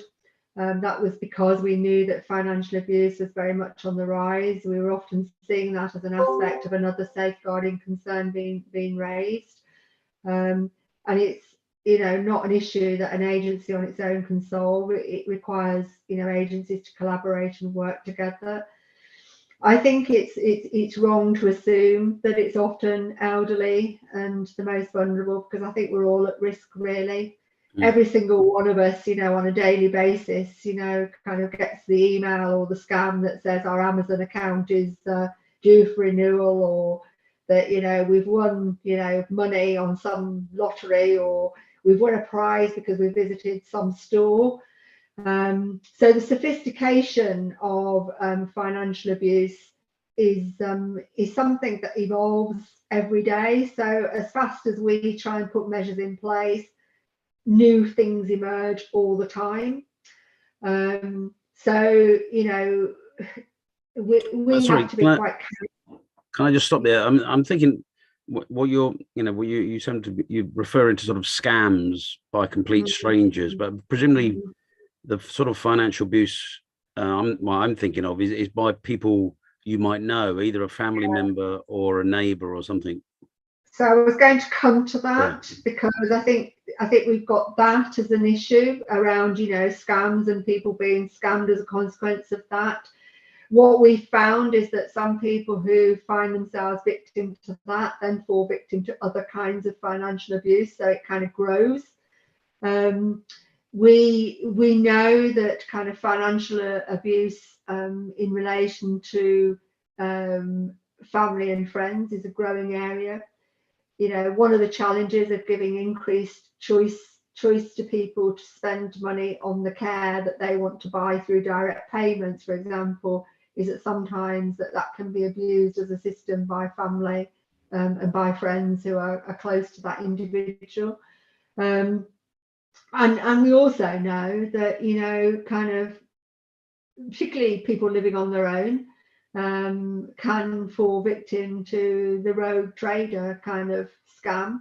that actually then multiplies and becomes quite significant. So, you know, we know of cases, for example, we've had one in Ealing where someone ended up signing over their house to a rogue trader because they believed that they owed the amount of money that the house was worth. So, you know, it's a complex field, you know, that ranges from email and technological scams over here to abuse in relation to things like direct payments by family through to kind of rogue traders. So I think the answer lies in us kind of collaborating cross-departmentally to try and find ways in which we can tackle that. So on the direct payments front, we have done some work over the course of the last year to increase the level of communication that we have with people before they sign up for direct payments. We've put in place some adult social care put in place some quality assurance measures whereby they can check how those direct payments are being spent and whether they're being spent on meeting the care and needs support, the care and support needs of the individual for whom the direct payment is being made. And in relation to the other two areas like technology scams and rogue traders, I think we have to work quite closely with trading standards to raise awareness, to do more campaign work.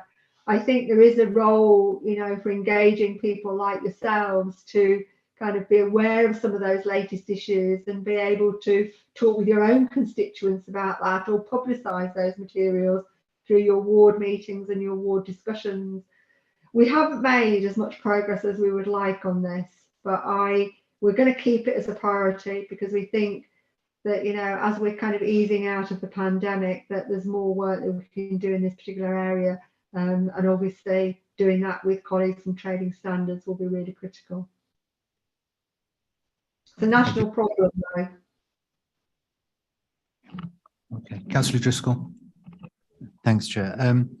I was just looking at the it's page 8 in the report, concluded cases, and how the distribution of the cases defined.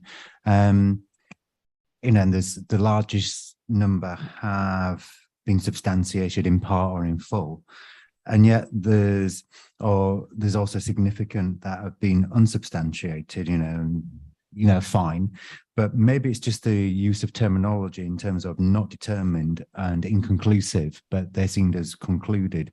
But if it's inconclusive, is there still a question of pending further investigation, an open case?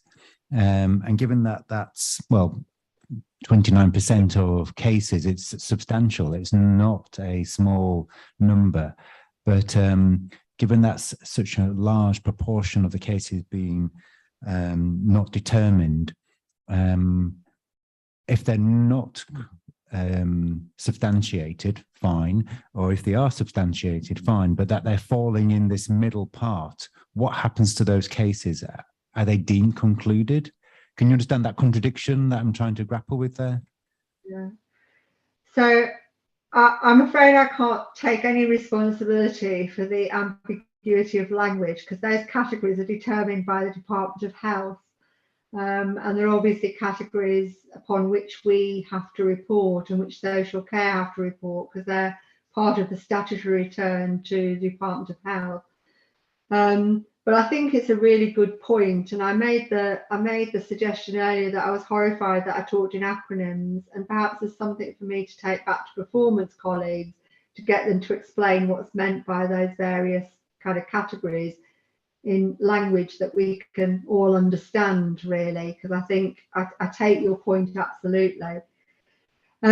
What I would say is that the challenge around the data for adults by outcome is particularly challenging because adults have an ability to change their mind about what they want to happen, and adults have the right to self-determination. So you can be in a position where you have an allegation made of ill treatment of an adult and you investigate it and you determine that the allegation is substantiated, or you can determine after your investigation it's not substantiated and, you know, the allegation was perhaps made maliciously. But you can also have investigations that start and then stop because the individual concerned says, go away, I don't want to have anything to do with you. So you don't know whether it's true or not true. And that's where that category of not determined and inconclusive comes in. Right at the very start, when you have that conversation about we've got an allegation, the last category refers to those cases where an investigation has started and it's proceeding, and partway through that investigation, the adult says, I want you to cease this piece of work. But I think we could explain that better. And I think I'll take that away from this discussion tonight to ask performance colleagues to do that in the report that comes in October. Just to come back, I mean, I accept the point about if you're an adult, you're allowed to, no longer continue with the case, but that is represented by 3% of the adult decides to cease the issue. So there is a very slim part of that pie chart, just 3%, where that's recognized. So that has been acknowledged in the data. So I think I accept your reporting on a criteria which is set outside of, and it's going to fit into a bigger picture of reporting. But I think to understand it and to trying to delve into what is going on, the language and the phraseology is very ambiguous. So it's difficult to understand. So just to acknowledge that the non-pursuing of the case by the adult is acknowledged in this data already. So there's other issues which aren't recognized clearly here. So, I mean, I don't want to pursue that, but it's recognized that it's the lack of clarity and ambiguity isn't helpful. But thank you for coming back with those points. Thanks.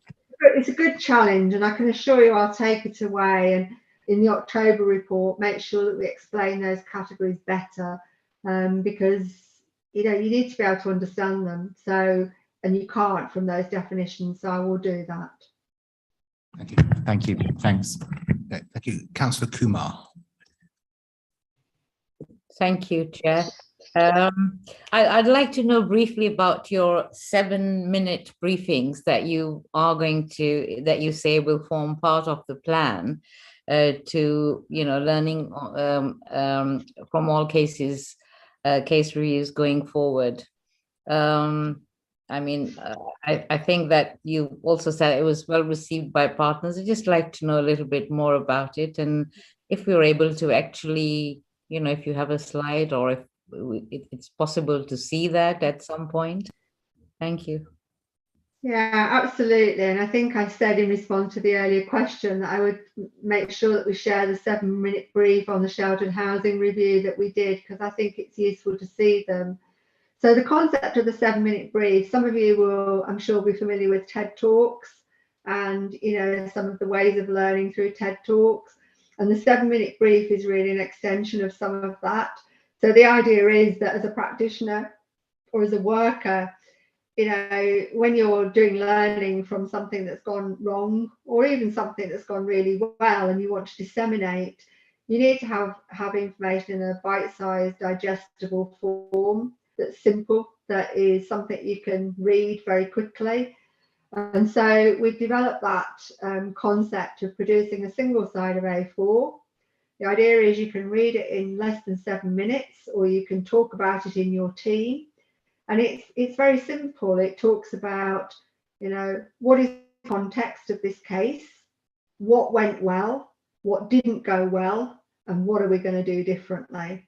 And the idea is that we disseminate those on, we've done them on serious cases, but we've also been doing them on key areas of our business where we think there's something for practitioners to learn, and they've gone down really well. We do it across children and adults, but I don't see any reason why, because they're anonymised, I don't see any reason why we can't bring elected members into the loop of that, if you think that would be helpful.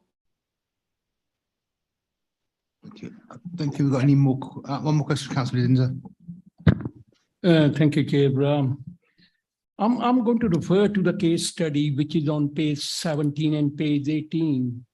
And in this case study, you talk about, or the report talks about Mrs. S, who's a 92-year-old lady and lives with her son, 58-year-olds, who's got a number of disabilities, and there's a kind of incident in the households, and they both end up in the hospital. And on the next page, second paragraph, Mr. S is discharged without any support or any services. And this leads to another incident. And the reports talk about all the actions taken and examples of good practice. I don't think that is quite right, because the second incident wouldn't have happened if the health and mental team had informed the other agencies and had discharged this person with the proper support and and consulted other agencies. So I don't think this is a good case study in terms of all the things we have done, which are good, because there are points to be learned, because if he had been discharged with proper support, second incident wouldn't have happened. And all that time, which was taken by other agencies to sort it out, would have been utilized somewhere else. Yeah. And the other point I might make is, we normally say Mrs. X or Mr. Y. Why are we using Mrs. S and Mr. S in here? Because one thing I'm wondering, is it Mrs. Singh and Mr. Singh? Which might, identify who these people are. Okay, so there's a couple of things really in that question that is important to respond to. I think the first is that we try very hard when we look at case studies to engage the family and the service user in that. This case study is written from a perspective of understanding their views and wishes as well. It's not intended to be a case study of good practice. It does highlight some good practice, but I did say also that I was conscious when I printed the report off that actually mine is corrupted and it's not complete. So I think there's a page missing from the case study, because you're absolutely right. Although it says that, Mr. S is now under the mental health services who will provide support, you're quite right, discharge planning is an issue. If you're going to discharge somebody from hospital without any support, where there's mental health issues, that's a serious concern. And in fact, it's an area that we're currently doing some work on with the mental health service and adult social care. So, just acknowledge really what you said. Please don't make the assumption that it's Mr. Singh or Mrs. Singh. We tend to work through these things alphabetically and designate the letter that is next in the line, if you like. So please don't make that assumption. In actual fact, we try very hard to make sure we distance the acronym that we put against a case from the reality of the names. When you see next year's report, you will see a case study in that includes a case where actually the family chose to give their mother a completely different name because they were involved in the review. So we do try to engage them, but in this instance, we're just following standard acronym. But I do think there is a page missing from what has been put on the system, and I will follow that up and make sure you get all of the information. Thanks, Sheila. Councillor Newstub. Thank you. Clearly, just to respond to that, it's important to reflect on what went wrong as well as what went well. So I sort of welcome the inclusion of those sorts of case studies. And it perhaps extends from your point around including the family in that narrative and the story, and how that case study is utilised as a site of learning. And you make reference to it around trying to include the voices of the service users more. I imagine people not necessarily self-identifying as vulnerable makes that far more difficult, and you point to a few areas of existing organisations around disability and older people's forums. Is that a challenge, and where will that go, or where do you hope that, or perhaps it has done in the interim since the report was written? It seems to me that is perhaps not quite as far along as the work you've done with children, and I'd just love your comments on that. Thank you. You're absolutely spot on. You know, the work with adults and engaging the voice of users is not as far developed as we would like. It doesn't reflect you know, what we're doing with children and young people in the slightest, really. And it's an area that I would say our engagement with service users is often sporadic and informed by an incident or a theme rather than a consistent, clear, kind of regular kind of dialogue. We have made some progress. So, you know, the case I've just referred to where we've engaged with the family to be right, you know, front and centre really in relation to a case review, a serious case review in which their, you know, loved one sadly died. You know, that individual, the daughter in this case, contributed to the review process, met with the author of the report, contributed to the development of the 7-minute learning brief for practitioners, and so, you know, and chose the name for the review to commemorate her mother. That's not the consistent case. You know, sometimes you're asking people to participate, particularly in serious cases, you're asking them to participate when they've just experienced a tragic loss, and you know, they don't want to engage in that. However, you know, the vast majority, we deal with so few cases, fortunately, that are, you know, serious in the sense of a death or a serious injury. The vast majority of our work is about, you know, how do we get the voice of the user into the kind of construct of our services? And I think we've got work to do in that regard. We've recently had good engagement with Health Watch. We've recently developed greater links with the community and the voluntary sector. And I'm hopeful that through some of those grassroots organisations in particular, we'll start to see a stronger voice of kind of people who are receiving services come through the work of the board, but we're not there yet. Thank you very much. Okay, I think that's it for questions. Thank you very much, everybody. Thank you, Sheila. So in terms of what happens with us, we need to make some recommendations, or we might not want to make any recommendations. First one is to note the work of the local Safeguarding Children's Partnership and the Safeguarding Adults Board, which I think we all can agree to.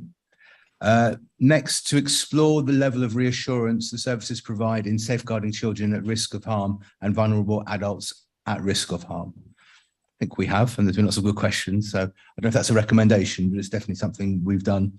And then the next is to make recommendations to Cabinet or to request the Chair to raise issues with other key partners. Two parts to that. I think recommendations to Cabinet, not sure that would bring much value because we've got the report coming in October. Maybe there'll be conclusions after that, would be my thinking. Don't see any dissenting voices, good. And then the request to raise issues with the other key partners. I think the message was clear about the police. So maybe to push the outstanding elements, and maybe we can have a chat, Sheila, just to see what that would look like in terms of questions. Sorry. Maybe mental health. I know you mentioned about mental health, and we're probably in the help, you know, there's other boards and scrutiny panels for that. But in terms of the safeguarding lead, I really didn't get much information in regards to that and how you do that in Ealing. So I'm just wondering, do you know if we could perhaps get some of the safeguarding leads? Councillor Crawford wants to interject on that then. Historically, and Sheila will recognise, Sheila did previously present some of these reports to the Health, Adults and Social Services panel previously, and we took the decision a couple of years ago that these reports deserved more time to be examined and through the health process, and they came to this panel and are continuing to do so. And I support that. In respect of Councillor Alexander's point about specifically about mental health and safeguarding leads, that is a schedule of work that we undertake through the health panel. It's a statutory focus of the health panel, and we will get there through the health panel. But I'd like to work with Councillor Gordon in respect of any comments that Sheila has got and that Councillor Alexander has raised, to make sure that we don't miss any important elements of this. It's just because the report will be coming back to discuss the more up-to-date information. I think there's a bit of work we can do across both panels, because something will be coming back to this panel, this scrutiny committee, and there'll be an ongoing period of work where we will hear from the mental health leads, not just across Ealing but across Northwest London, through the work of the health scrutiny panel and through the JOSC. So I think it's a question of speaking with Councillor Gordon in advance of the subsequent report, speaking with Sheila, and making sure that it's covered off in both avenues. But of course, if there are any things that are still unresolved after the report comes back to this panel, we can pick those up. How does that? I think it makes sense. Yeah. That's how Alexander's nodding. Great. Thanks, Councillor Crawford. Brilliant. Okay, that's the end of that item. We'll move on to the final part of the agenda, which is. Oh, sorry. Bye-bye, Sheila. Thank you. Bye, everyone. Have a good evening. Take care. Bye. Thank you. So we go, so I'm just finding it in the agenda, bear with me, maybe there. So it's the report of the 4 scrutiny panels that completed their work in the last municipal year. Everyone's seen this quite lengthy report, so I have no intention of going through the reports because you've all read them. But I think it would be a good idea just to go one by one. If there's any comments about the reports, there are a couple of the chairs who are here and other people who sat on some of the other panels. But then it's really just to say whether we agree for the report to go to Cabinet, who will actually agree the recommendations or not. So if we start off with Scrutiny Panel 1, Climate Emergency Final Report, which was chaired by Councillor Rice. Any comments? Councillor Rice? I think Yes. Yeah, I think with the whole scrutiny panel is that one thing we did really want to focus on is ensuring that we did look at areas the council could actually work on and that could actually make some improvement. And we wanted to ensure that anything that we did put forward was substantial, was actually going to make a real difference. So something that we did do, and it was actually at some points the content was quite heavy, was quite profound, because it was very serious in terms of the kind of damage that's being done to the world and the effects it's having on some people who are disadvantaged. And I'm actually just really very grateful and very proud of the people in this room as well who are involved in that panel. So thank you for making it a success. Just looking at the recommendations that we did have, I know I was told in the beginning to go for about 6 recommendations. It was impossible with so many different types of subject matter. We had to go to 17. So apologies to everybody for that we had to go a bit further on that one. But just seeing that, I mean, the bulk of them have been accepted. There was just a couple of points when it comes to those recommendations. At number 8, about the council promoting community road watch schemes to enforce 20-mile-per-hour speed limit. On that recommendation here, it's been rejected because it's looked upon as something that is done by the Metropolitan Police rather than something that's been done by the council. I would hope that the council would still actually maybe help people become more aware that they could have become involved with these schemes, because maybe a lot of people don't actually realise that they exist. So hopefully there's something that we can do and we can try and help the community get involved with. And also just on the following recommendation on number 9, I haven't got an accept or reject because the officer has said that we're really doing it anyway in terms of expanding the number of air quality monitors. But there's also the secondary point that the council learn lessons from other boroughs on communications in terms of colourful signage and active travel. So I hope that we still do keep a lookout, see what other people are doing, because we did have a really fantastic meeting on active travel where we had external speakers who did actually teach us a lot of lessons about how we can improve our practices and improve our communication. So I hope that we do take that on board. So again, thank you to everybody for their work on the panel. Councillor Driscoll. Thanks. I mean, I was on the panel that looked at a lot of this. Just a couple of comments there on like point 8 where it's rejected, and it's probably gone to transport because it's a transport issue. When I wondered whether comments from Safer Communities and the Safer Evening Partnership would be better placed for a comment on that. Because although it's a transport issue, it falls within the safety aspect of that rather than just the mechanics of moving around the borough. So I wonder if that was a better way of approaching it. And looking at recommendation 17, which is accepted,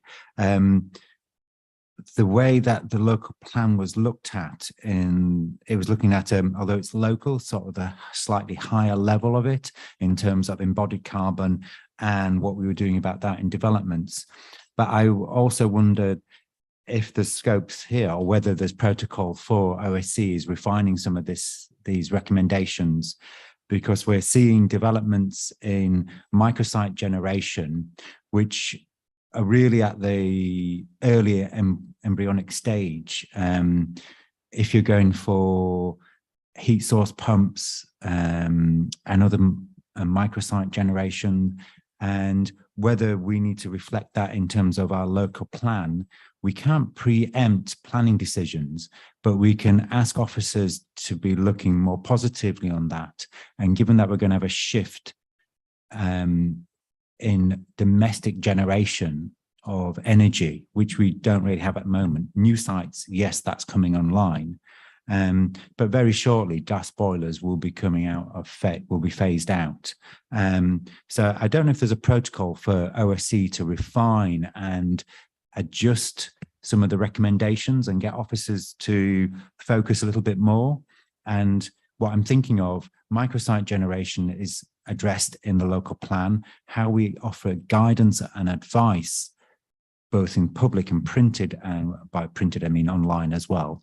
Because at the moment you have to go for a pre-planning interview, which costs, but there is work that was done previously or is in hand to offer advice and guidance. And it's a Pan-London initiative from climate change officers who are divvying up responsibility for writing what is essentially common advice that not every 32 borough is writing it individually.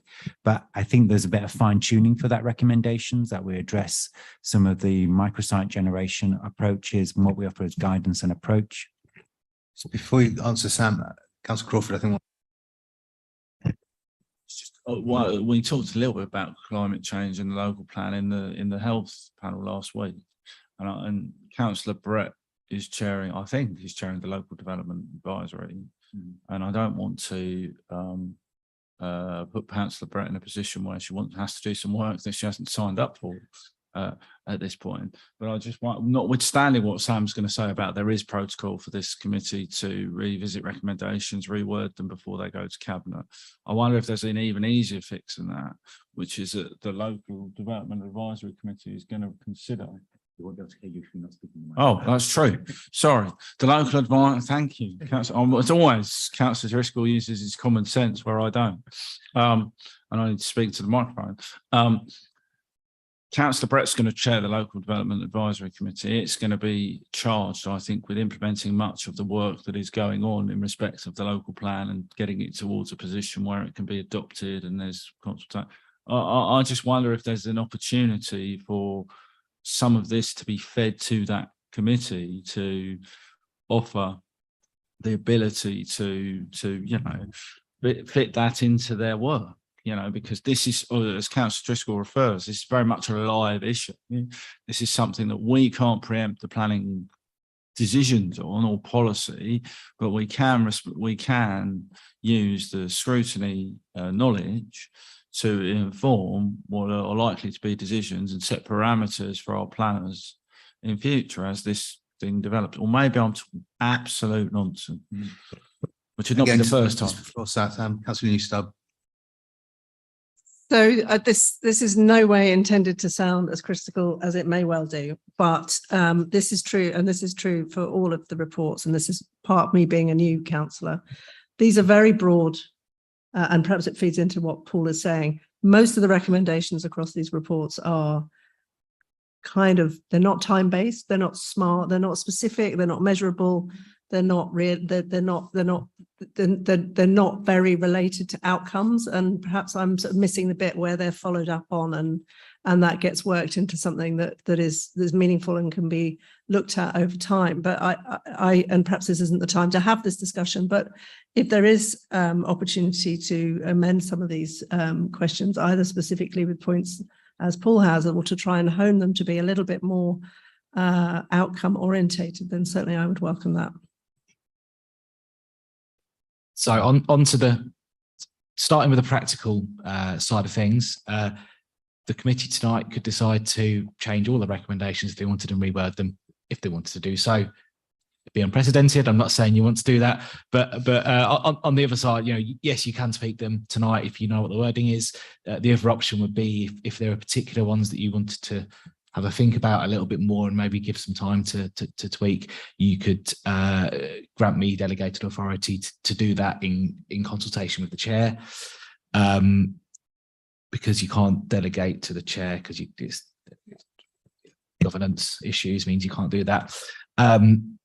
On council, the other option would be as sort of, it sounds like a bit of a, you've kind of been solving it together as you've been discussing it, but you could refer it, refer the recommendation on or make another recommendation that it gets picked up by a different body, whether that's one of our scrutiny panels that are looking at some of the issues this year, whether it's the Local Development Plan Advisory Committee, which I think is an excellent idea. It's firmly within the terms of reference of that body. So, that is something you could refer on to them via a separate recommendation tonight on this item. There is an opportunity, and to answer Councillor Newstub's point, yes, there are opportunities if we wanted to tighten this up and make them a bit more time bound and measurable, realistic, etc. The only thing I'd say about that is I wouldn't want us to play around too much with the recommendations, because just thinking about where they've come from, they were from the panels from last year. Some of those councillors on those panels are not on the council anymore. So I think if we want to take that approach, it might be something we look at for this year for the recommendations we make overall in scrutiny, rather than playing too much with the ones that were done last year. Just as a point of protocol for the previous council. If I can feedback on that, Chair, I mean, I completely agree, but I mean, some of the, I would expect that, and there is a response, if you're looking at, increase the number of something, let's specify that number and let's try and make the recommendations relate to the research that we've done through that panel. So I absolutely agree that I would, moving forward, we can perhaps take a bit more of an outcome approach. Thank you, Chair. Just for the benefit of the new members, as an old fogey on this committee, and in respect of these scrutiny panels, and as someone who's chaired them like Councillor Rice has done, we are given, and the chair and Mr. Bailey will speak perhaps about how they are seeking to refine how these scrutiny panels work, precisely for the reasons that Councillor Newstub has outlined. In respect of, it's very difficult to chair one of these panels with a very broad focus, with 4 or 5 meetings across trying to cover all these issues. And the reason we don't specify in the recommendations how much we want to increase something for is because we're trying to deliver value for money. And the easiest way for an officer to reject all of our recommendations, as I found out the very first year I chaired a panel, was to be very specific about how much we want to increase something by. And I said, we can't do that because you'll bankrupt the local authority. Now, I'm not, no. Yeah, no, absolutely. I'm not quibbling with you in any way, shape, or form. But the point is, we, as chairs previously, we're told by officers, our scrutiny officers and service officers, to try and avoid specific. I can't say the word, but you know what I mean. Specificity in terms of numbers and things, until we get to the very end, when there's a process whereby this committee examines what those recommendations, and there is normally a process towards the end of this committee's terms of reference work where we review the effectiveness of the recommendations. Once they've been agreed by cabinet, a report comes back at the end of the year, doesn't it, Sam, to this panel that says, how have we implemented all these recommendations, and have we done well? And that's and the effectiveness of that is one of the reasons why we're looking to change the way the scrutiny panels work, to effectively reduce the number of recommendations, to make sure that they are enforceable, they are targeted, and they will deliver outcomes. And yeah, I've talked a lot, so I'll shut up. No, it's very helpful, Dan. Thank you. Thanks, Councillor Scrufford. Councillor Rice, and then we're going to wind up. Yes, I guess I'm looking at the points that have been made. I mean, for example, if you're looking at the final recommendation, then number 17, we did have that meeting in the built environment, but we also had to fit in an awful lot else in terms of discussing recommendations generally. We had very short amount of time to really get to grips with a very in-depth, complex subject. And so probably there are some points that it is true what Councillor Crawford is saying in terms of time. You haven't got the chance to really grasp every single bit of information that's out there in order to put something together, and that can be part of the problem. And some of the recommendations we've got are looking in terms of when it comes down to electric charging points, for example, that's going to come down to maybe discussions with residents and finding out really what's actually going to be needed at a particular point as well. And that could be somehow difficult to come up with anything too specific to say. But some of the built environment work we could bring into my next scrutiny panel, looking at regrow, rewild and recycle, because there are some recycling elements to the built environment. So we could try and bring in that, but I'll certainly bear in mind that maybe I should speak to Councillor Brett in terms of making sure that we can actually have some kind of communication in terms of some of these matters that might come up within the next year and the work that she's doing this year as well. So thank you. Okay, I think we have an agreement on how we're going to proceed with Councillor Driscoll's suggestions with the conversation with all. So I just want to get a bit of clarity as to what exactly it is we're referring to the LUPAC.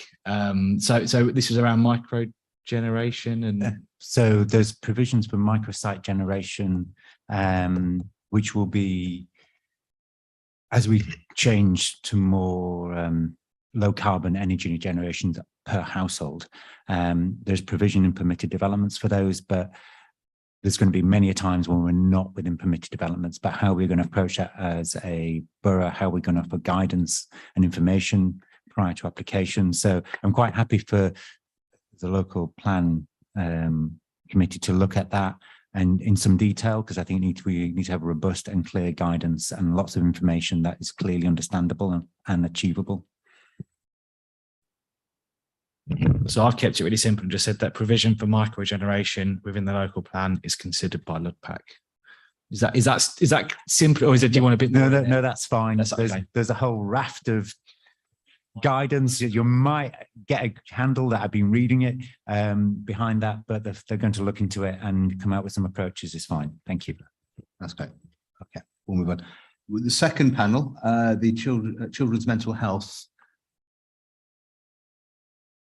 Yes, thanks, Chair. So it's a very complex area. We heard a lot of very detailed evidence, both from relevant officers and also from NHS partners. I think it is an area where sometimes the jargon gets in the way, and it's difficult for service users and parents to see what is available. But what we found was that there is a lot of work being done to make the experience more user-centric and to change the processes to make it more transparent and to increase cooperation between children's services, education, and the various different bits of the NHS.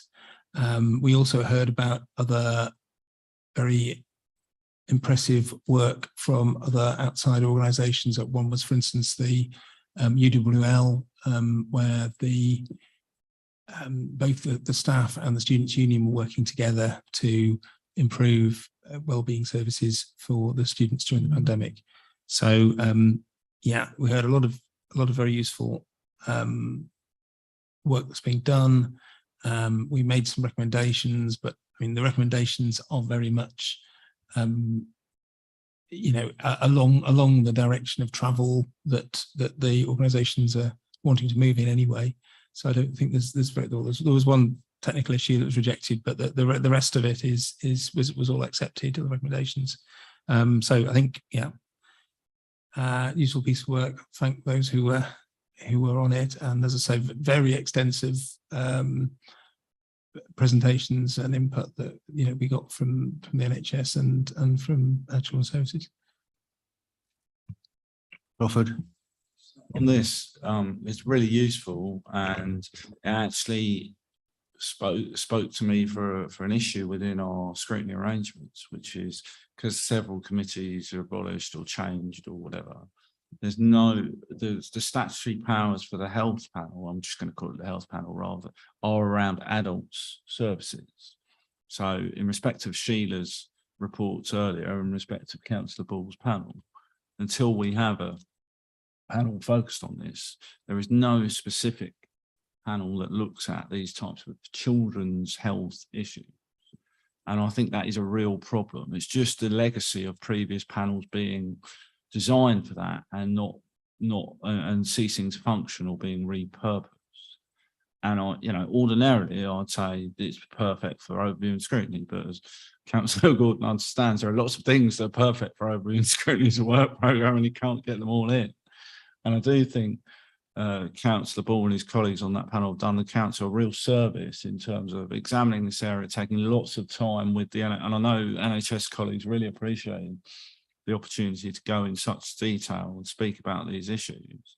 And it's difficult because I've had to be cheeky previously and sneak children's in, even though it's not really within the terms of reference. And I know previous chairs, and I'm speaking to one, in Councillor Gordon, who previously chaired the health panel, and has probably faced the same difficulty in terms of how you deal with that.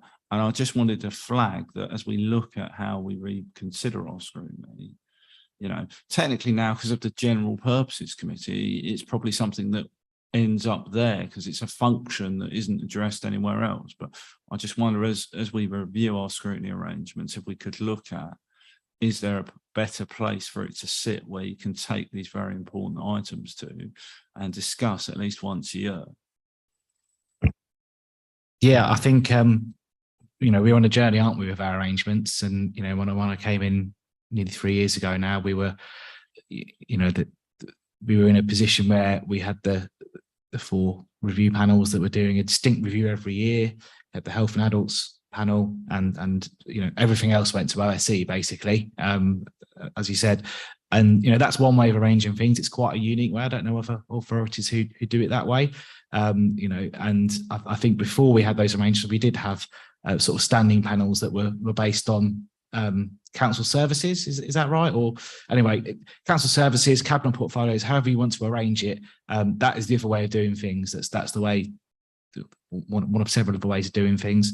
I'm not going to go bore you with all the different structures of scrutiny you can have, but when you move away from having panels that focus on particular issues, particular services, particular portfolios, and do it year on year, you do lose that rhythm of looking at these regular reports that come through, and you lose that sort of build up of expertise in those particular areas.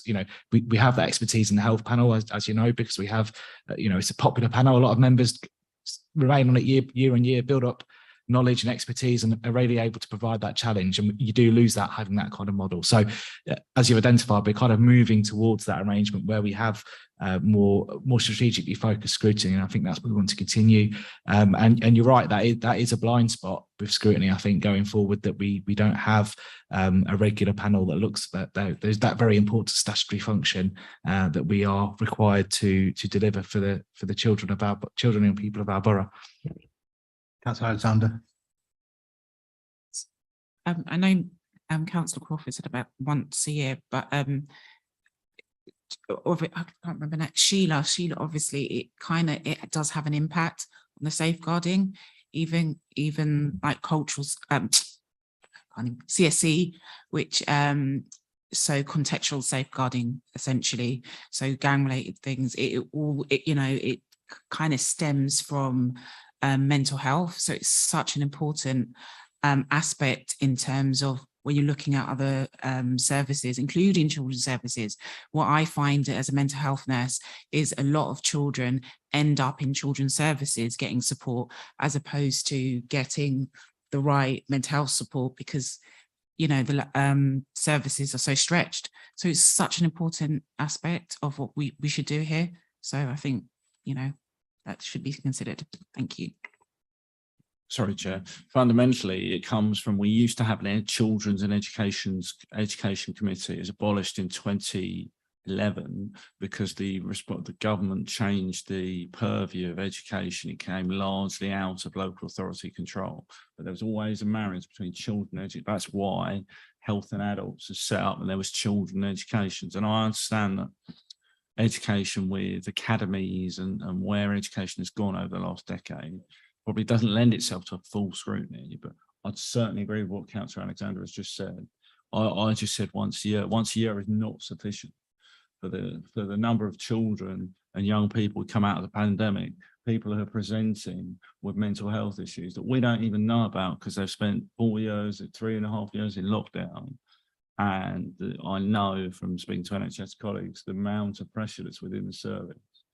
Sorry, we're getting a bit deep and meaningful about the scrutiny arrangements in this section, but I just think it's really worth looking at when we come to another review of our scrutiny function. I think we really do need to look at an appropriate place for that work to sit, even if it's something through Cabinet or a subcommittee of the Cabinet.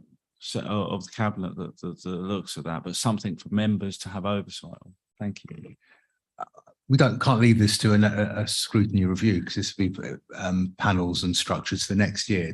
We've got a year before that, 10 months where work needs to be done, building on some of the work from Councillor Wall's panel and the ongoing issues that you've highlighted. So I think we'll have to go away and think about where this work's going to happen now. Is it worth making a recommendation along the lines of Councillor Ball's panel has done strong work in this area, and it's highlighted the fact that there is probably a need for scrutiny that is not.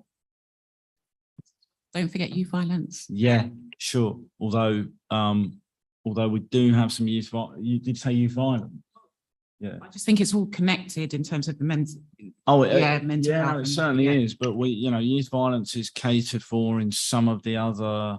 We have a safe reading part. Like, you're absolutely right not to identify the connectivity, but there are areas where that can be. And one of the things is our council departments sometimes speak in silos. Our structures are in silos. They don't always speak to each other. But I think on this, if we make a specific recommendation, around the need for this to be picked up on, and we can delegate authority to Mr. Bailey to investigate, should we wish. Or maybe I'm overstepping my bounds. What I would say in response to all of this is, it's been very clear from the beginning we wanted to do a proper review of our scrutiny structures throughout this year, and we will be doing that. I think in terms of a recommendation, you can make a recommendation, but you would essentially be making a recommendation to yourself if you're looking about it in terms of the scrutiny arrangement. So I think the best way forward on this, and you're within your rights to say no, you don't know what you're talking about, shut up if you want. But I think the best way taking this forward would be for me to make a note of this in the minutes, and we pick it up once we start looking at scoping out a review of the scrutiny structures here. And we can pick that up because it's obviously a very important issue that we've got a bit of a gap in going forward, and we need to get it addressed in whatever arrangements we have next year. Is that okay? Yeah. Okay.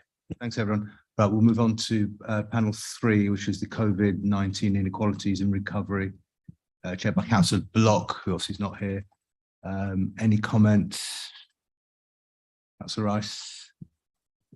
Thank you, Chair. Just looking at recommendation 1, which I do welcome the call to examine the feasibility of a broadband cooperative to offer low price or free connectivity. I know that some members of the Labour group would be very familiar with the fact that I've been calling for a lot more action to be taken on high speed fibre, and that's something that we've been trying to get us to work towards, and some. But I do see that there's no kind of comment on here at all as of yet, so that's a shame. Yeah.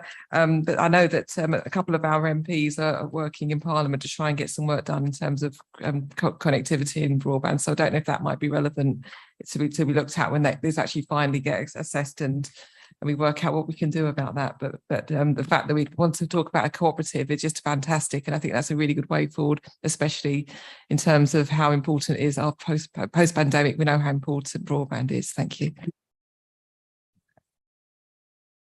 Chair. I didn't even indicate, sorry, it's cheeky of me. It's part of the, forgive me, I'm slipping into my old ways under previous chairs. I used to bully Councillor Taylor somewhat. It's part of the digitalisation, and it's work that Councillor Donnelly had been leading on prior to the election, and I still think he will. But it's to do with the shape of the portfolios. But I think it's something that we can continue to look at. I'm a proud cooperator, as you know, Councillor Rice, but it's broader than just cooperating. It's for a lot of people, the experience they've gone through in Ealing. I'm staggered every year when I get the survey results of the number of people who don't have internet access in very deprived parts of Ealing. We've all got them in our wards. We can all name the estates or the places where people don't have access to this stuff. And they have to go to the libraries, and unfortunately sometimes the libraries can't deliver the demand. I'm thinking of the study times for young people when they're studying for exams and all those things. But you know, it was very much a profound part of the work that we're trying to do on upskilling digital and getting a better offer there. So I'm surprised that, I'm sure it's just an oversight that there isn't an accept or reject on that item. I mean, I spotted that, and also there isn't an introduction from the chair. I mean, we can't let it go to cabinet without both of those being addressed, I'd say. So if that can be, the officers can be nudged to get their response. And it's cabinet who makes the decisions about rejection or not of the recommendations, but the officers need to contribute. And we're going to the final panel, which is the resident engagements, chaired by Councillor Anjum. Also not. Sorry. It's just on recommendation 2. I'm not clear whether the recommendation was intending unconscious bias training for staff or unconscious bias training as part of the education for the young people, because the way I read it was that it was, you know, training the young people, giving unconscious bias training to the young people. But the response is it seems to be in terms of, you know, just staff development. I mean, I think it would be useful to do. I mean, certainly I found unconscious bias training very useful, and I think it would be useful for young people as well. But okay, I read it as staff, but it's interesting. I read it as both. So goodness only knows what was intended. But I would say a lot of our schools are, you know, those of us that are involved in school governance and education settings, a lot of our education establishments are doing already. So I think there's an easy fix to that. Chair. Sorry. Councillor Brett here. Sorry, I was on that committee, and from memory, I think the recommendation was around staff, although we are actually doing that as a council, but I think it was or as councillors as well as the wider council staff. But it's just to make sure that it was implemented and that every member had done it. And I think that there was also discussion around succession as well as part of that, but I don't know if that was part of, I can't remember if it was part of the recommendation or not. okay. So what are you proposing, Councillor Ball? It's difficult if it's not what they meant, but I mean, what I'd be proposing, I guess, would be to widen out the recommendation to include staff and students. That feels like a very different discussion, yeah, and a bit more complex. Than are we able to can one of us contact former Councillor Locke and ascertain what she meant by it, and or is that you mean Councillor Anjum? Surely the officers would have that information. Yeah, you would have thought so. Sorry, I've identified the wrong councillor. My apologies. It's a block. It's Councillor Block.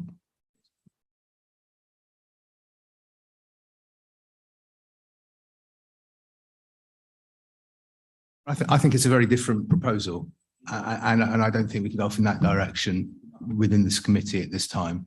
So we can contact former Councillor Block, but I think it's a very different discussion.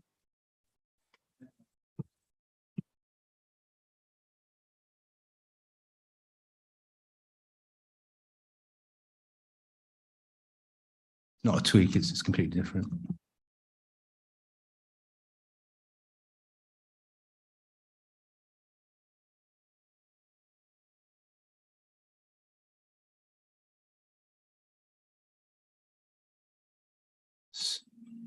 That's right. Yes, just I would have probably liked to have seen a little bit more on a big issue that a lot of us are talking about. A lot of us are hearing from our residents that people want to find it easier to contact us by telephone. And I had expected there to be a little bit more discussion on that in the recommendations when it came through. But I don't know if there's anyone who was on that panel who may actually remember any discussions that might have been had in that respect, because I just thought there was a bit more discussion on that, but maybe I've got the wrong end of the stick. Thank you. Okay, I think that's the final contribution. Asking the committee if we can agree that notwithstanding the comments we've made, that the reports get forwarded to Cabinet. Okay, thank you very much. That's the end of the meeting. Next meeting is scheduled for the 4th of August. That's the call-in meeting. So we'll know if that meeting is going to take place by the 22nd of July, I think. And it depends on, so hopefully if there are no call-ins, then we don't have a meeting, and then we wait till the autumn. Thank you, everyone. Thank you.